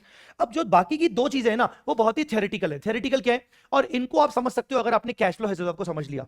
फेयर वैल्यू हेज कहता है कि जहां पर आपको कैश का रिस्क नहीं है, किसी असेट में गिरने का रिस्क है पर कैश नहीं। जैसे आपके पास मान लो रिलायंस का इक्विटी शेयर रखा है, आपको लग रहा है कि वैल्यू गिरेगी पर आप बेचने वाले नहीं हो अल्टीमेटली, तो आप फिर fair value hedge accounting follow करोगे। अगर आपने कोई डेरिवेटिव कॉन्ट्रैक्ट खरीदा है, फेयर वैल्यू हेज अकाउंटिंग बोलता है कि नहीं नहीं नहीं, स्टेप 1 फॉलो करो पर अल्टीमेटली लॉस और गेन को पीएनएल में डालो, स्टेप 2 फॉलो करो, लॉस और गेन को पीएनएल में डालो, तो स्टेप 3 फॉलो करने की जरूरत ही नहीं है। तो ये फेयर वैल्यू हेज बोलता है कि जो भी आपको फेयर वैल्यू गेन लॉस आएंगे उसको डायरेक्टली पीएनएल में डाल दो। मतलब करना फेयर वैल्यू हेज में वही है, स्टेप 1 स्टेप 2, बस स्टेप 1 स्टेप 2 के बाद और कुछ नहीं होगा, क्योंकि 3 और 4 की जरूरत ही नहीं पड़ेगी। जो तीसरी हेज है which is hedge of net investment in foreign operation, ये एक पेरेंट और सब्सिडी के रिस्पेक्ट में होती है कि पेरेंट कंपनी ने subsidy company, foreign subsidy company में इन्वेस्टमेंट किया है और उसके इन्वेस्टमेंट की वैल्यू डाउन हो रही है बिकॉज फॉरेन करेंसी की वैल्यू डाउन हो रही है। तो यहां पर भी सेम अल्टीमेटली क्या होगा, यहां पर भी सेम वही होगा जैसा आपने कैश फ्लो हेज में किया कि पेरेंट कंपनी का एक इन्वेस्टमेंट है जो कि एक हेज्ड आइटम है, और पेरेंट कंपनी का ने एक डेरिवेटिव कॉन्ट्रैक्ट में एंट्री की है। अब इन्वेस्टमेंट जो हेज्ड आइटम है और जो हेजिंग इंस्ट्रूमेंट है, दोनों को फेयर वैल्यू करो, और फेयर वैल्यू करके इंड AS 21 के अकॉर्डिंग आप इनका फेयर वैल्यू गेन और लॉस फिलहाल एफसीटीआर में डाल दो। फिलहाल कहां डाल दो? एफसीटीआर में। और जब तक आपकी सब्सिडी चल रही है तब तक वो एफसीटीआर में पड़ा रहेगा, इसको डिफरेंट अमोर्टाइज करने की जरूरत नहीं है। तो थोड़ा थोड़ा डिफरेंस है। कैश फ्लो हेज रिजर्व में जब जब फेयर वैल्यू गेन लॉस करोगे इन दोनों का तो आपको कैश फ्लो हेज रिजर्व में डालना है, कैश फ्लो हेज रिजर्व में डालना है, और एक्चुअल लॉस को अमोर्टाइज करना है। ठीक है, एक्चुअल लॉस को अमोर्टाइज करना है पी&एल में। फेयर वैल्यू हेज में जो भी गेन लॉस होगा दोनों के ऊपर पी&एल में जाएगा। Hedge of net investment in foreign operation में हेजिंग इंस्ट्रूमेंट और हेज आइटम दोनों का जो फेयर वैल्यू गेन लॉस होगा वो एफसीटीआर में जाएगा और पड़ा रहेगा जब तक आपकी सब्सिडी जिंदा है। सब्सिडी गई तो एफसीटीआर को रिक्लासिफाई करके आपने पी&एल में डाल दिया। That's all guys, this was hedge accounting. अब बात करते हैं कुछ आपने ध्यान दिया होगा, इवन अगर आपने मॉड्यूल भी देखा हो तो फाइनेंशियल इंस्ट्रूमेंट के बहुत सारे छोटे छोटे क्वेश्चंस हैं। उन क्वेश्चंस को ना पढ़ने का बिल्कुल मन नहीं करता, या लगता है यार कितना पढ़ेंगे यार, आधे समझ में आते आधे नहीं आते। तो मैंने पूरे तो नहीं पर कुछ क्वेश्चंस स्पेशली डेरिवेटिव टाइप के जो छोटे छोटे क्वेश्चंस हैं उनकी छोटी छोटी एक समरी बनाई है। चलिए क्विकली 10 मिनट में अपन इसको देख लेते हैं जो जो रेलेवेंट होगी। तो मैं आपके साथ क्वेश्चन डिस्कस नहीं करूंगा, आंसर डिस्कस नहीं करूंगा, फाइनल कंक्लूजन डिस्कस करूंगा इस तरीके से कि आपको बस पता रहे कि होता क्या है। तो देखिए, even though the option is not expected to be exercised out of the money. अब होता क्या है, आपने सुनी होगी deeply in the money, out of the money. In the money है तो मतलब मुझे लगता है कि मेरे फेवर में है तो मैं कॉन्ट्रैक्ट को एक्सरसाइज करूंगा। Deeply out of the money है तो कॉन्ट्रैक्ट मेरे फेवर में नहीं है तो मैं शायद एक्सरसाइज नहीं करूं। तो ठीक है, पर अगर आपसे कभी पूछा जाए कि जो ये कॉन्ट्रैक्ट है ये डेरिवेटिव कॉन्ट्रैक्ट है क्या, भले उसमें इन द मनी या आउट ऑफ द मनी दोनों हो रहे हो, भले वो आउट ऑफ द मनी हो रहे हो, पर वो कॉन्ट्रैक्ट में अगर डेरिवेटिव की सारी कंडीशंस फुलफिल हो रही हैं तो उसको स्टिल डेरिवेटिव कॉन्ट्रैक्ट कहा जाएगा। The contract will be treated as derivative if it is settled in future date. तो कुल मिला के चाहे कॉन्ट्रैक्ट में इन द मनी चल रहा हो या आउट ऑफ द मनी चल रहा हो, वो कॉन्ट्रैक्ट हमेशा डेरिवेटिव हो सकता है अगर वो डेरिवेटिव की डेफिनेशन में फुलफिल हो रहा है। अब आप बोलोगे सर डेरिवेटिव की डेफिनेशन क्या होती है, आइए वापस बात करते हैं सेकंड क्वेश्चन के थ्रू।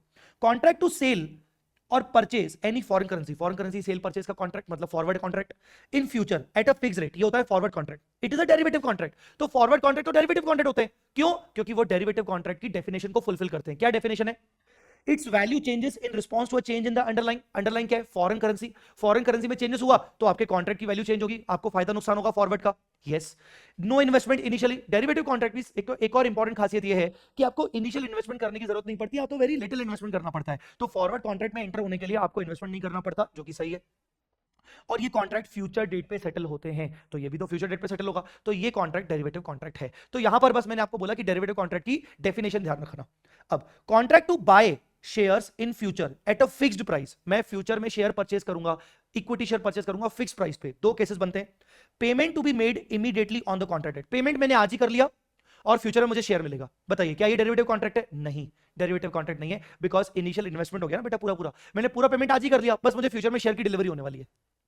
तो यहां पर इनिशियल इन्वेस्टमेंट है, इसीलिए डेरिवेटिव कॉन्ट्रैक्ट नहीं है। बट मैं फ्यूचर में शेयर परचेज करूंगा, पेमेंट भी मैं फ्यूचर में दूंगा, या तो मैं डिलीवरी लूंगा शेयर की या तो मैं नेट कैश सेटलमेंट करूंगा। अल्टीमेटली ये डेरिवेटिव कॉन्ट्रैक्ट है, भले मैंने फ्यूचर में डिलीवरी लूंगा चाहे नहीं लूंगा, क्योंकि मैं पेमेंट करूंगा फ्यूचर में फ्यूचर की मार्केट प्राइस के हिसाब से। तो फ्यूचर में मेरा पेमेंट वैल्यू बदल सकती है, तो मैं पेमेंट करूंगा फ्यूचर में, क्योंकि अगर मेरा पेमेंट फिक्स, मेरा जो पेमेंट है वो मुझे फ्यूचर में करना है। अगर मैंने नेट कैश सेटलमेंट किया तो भी या डिलीवरी किया तो भी ये मेरा डेरिवेटिव कॉन्ट्रैक्ट हो सकता है। ठीक है, परचेज्ड गोल्ड टुडे, आज मैंने गोल्ड परचेज किया, payment will be made after 1 month based on the market value of the gold. भाई ये प्योर डेरिवेटिव है, आपने आज गोल्ड परचेज कर लिया पर पेमेंट करोगे आप 1 महीने के बाद। आप सामने वाले से क्रेडिट पीरियड ले रहे हो, तो आपको सामने वाला बोल रहा है भाई तू मुझसे क्रेडिट पीरियड ले रहा है तो मैं तेरे को जो चार्जिंग करूंगा वो मार्केट के हिसाब से करूंगा।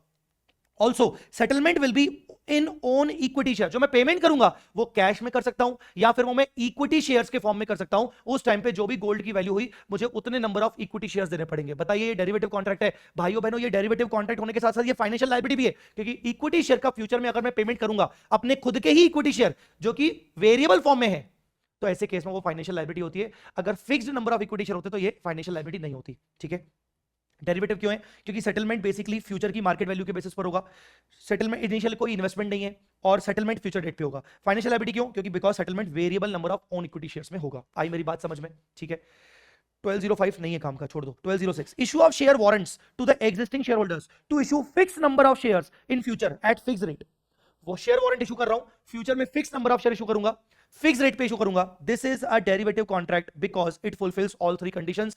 This is an equity instrument. अब सुनो, फ्यूचर में मैं शेयर इशू करूंगा, इनिशियल इन्वेस्टमेंट ज्यादा कुछ नहीं है और फ्यूचर में सेटलमेंट होगा, पर ये एक इक्विटी इंस्ट्रूमेंट है बिकॉज मैं fix number of shares issue करूंगा, वेरिएबल नहीं। तो ये है डेरिवेटिव कॉन्ट्रैक्ट जिसका नेचर है इक्विटी, जिसका नेचर फाइनेंशियल लायबिलिटी नहीं है, ठीक है। Contract to buy sell any financial asset, मैं किसी फ्यूचर में मैं कोई शेयर या करेंसी का बाय सेल का एग्रीमेंट कर रहा हूं, whether the settlement is in physical और net, it doesn't matter, it will be a derivative contract अगर तीनों कंडीशन फुलफिल हो जाए। तो अगर मैं फ्यूचर में शेयर परचेज करूंगा, फ्यूचर में शेयर बेचूंगा, करेंसी परचेज करूंगा, बेचूंगा, तो चाहे फिजिकल डिलीवरी हो चाहे नेट सेटलमेंट हो, ये एक डेरिवेटिव कॉन्ट्रैक्ट हो सकता है। अगर मुझे पेमेंट फ्यूचर में करना है, सेटलमेंट फ्यूचर में होगा, और जो पेमेंट मैं फ्यूचर में करूंगा उसकी वैल्यू फ्यूचर में ही डिपेंड करेगी, मतलब फिक्स पेमेंट नहीं है, और इनिशियल इन्वेस्टमेंट अभी मैं कुछ भी नहीं कर रहा हूं। But contract to buy sell any non financial asset, मतलब बिल्डिंग, एनी गुड्स, अगर ये कॉन्ट्रैक्ट है, suppose the following 3 conditions are satisfied, derivative की तीनों कंडीशन सेटिस्फाई हो रही हैं, but now we have to check the fourth condition, क्या मैं इसकी सेटलमेंट जो करूंगा वो फिजिकल डिलीवरी में करूंगा कि नेट कैश में करूंगा। तो बेसिकली फंडा ये है कि अगर कोई फाइनेंशियल एसेट या फाइनेंशियल लायबिलिटी का कोई कॉन्ट्रैक्ट है फ्यूचर का, जिसमें डेरिवेटिव की तीनों कंडीशन फुलफिल हो रही हैं, तो चाहे सेटलमेंट फिजिकल डिलीवरी में हो चाहे नेट कैश में हो, ये डेरिवेटिव कॉन्ट्रैक्ट माना जाएगा। पर अगर कोई नॉन फाइनेंशियल एसेट का कॉन्ट्रैक्ट हो रहा है जिसमें डेरिवेटिव की तीनों कंडीशन फुलफिल हो रही है पर फिजिकल डिलीवरी होने वाली है, तो फिर वो डेरिवेटिव कॉन्ट्रैक्ट नहीं होगा, और फिजिकल डिलीवरी नहीं, नेट कैश सेटलमेंट होने वाला है, तो ये डेरिवेटिव कॉन्ट्रैक्ट होगा, ठीक है। Last but not the least, regular way transaction, आपको ये टर्म सुनाई देगा कई बार। रेगुलर वे ट्रांजैक्शन मतलब delivery is immediately, we can not avoid delivery, तो ऐसे केस में आप इसको डेरिवेटिव नहीं कह सकते। अगर कोई रेगुलर वे ट्रांजैक्शन है मतलब डिलीवरी मिलेगी, डिलीवरी अवॉइड नहीं कर सकते, तो ये डेरिवेटिव हुआ। Not a regular way transaction means delivery is customised and can be avoided, मतलब डिलीवरी अवॉइड कर सकते हैं, नेट कैश सेटलमेंट कर सकते हैं, तो इसमें डेरिवेटिव के फीचर्स हैं। बस ध्यान रखिएगा, ये नाम से थोड़ा सा नाम नया नया हो सकता है, पर आपको ये ध्यान रखना है, ठीक है। So guys, this was the summary, also this was the entire summary of financial instrument. I tried my level best कि फाइनेंशियल इंस्ट्रूमेंट के हर उस एरिया को टच करूं जो आपके एग्जाम के लिए बहुत ज्यादा रेलेवेंट है, और बस ये नोट्स आपको डिस्क्रिप्शन में मिल जाएंगे और मेरे टेलीग्राम पे भी मैंने डाल के रखे हैं, आपको मिल जाएंगे। थैंक्स अ लॉट गाइस, आपने पूरा वीडियो अगर सुन लिया है, यहां तक आप मुझे सुन रहे हो, तो प्लीज आप इस वीडियो को लाइक जरूर करिएगा, एंड चैनल में अगर आप नए हो तो आप चैनल को प्लीज सब्सक्राइब करिएगा, बिकॉज आपका तो कुछ नहीं होता बट डेफिनेटली उससे मुझे बहुत अफेक्ट पड़ेगा। और हाँ, मैं जरूर दुआ करूंगा कि अगर आपके अपकमिंग एग्जाम्स आ रहे हैं तो आप डेफिनेटली अपने एग्जाम्स में अच्छे तरीके से पास हो जाएं और एग्जामिशन लेके आए, ठीक है। चलिए मिलते हैं अगले लेक्चर में। इस वीडियो का कमेंट सेक्शन आपके खुला है, आप अपना फीडबैक जरूर दे दीजिएगा। Thanks a lot, bye bye, take care, जय माता दी।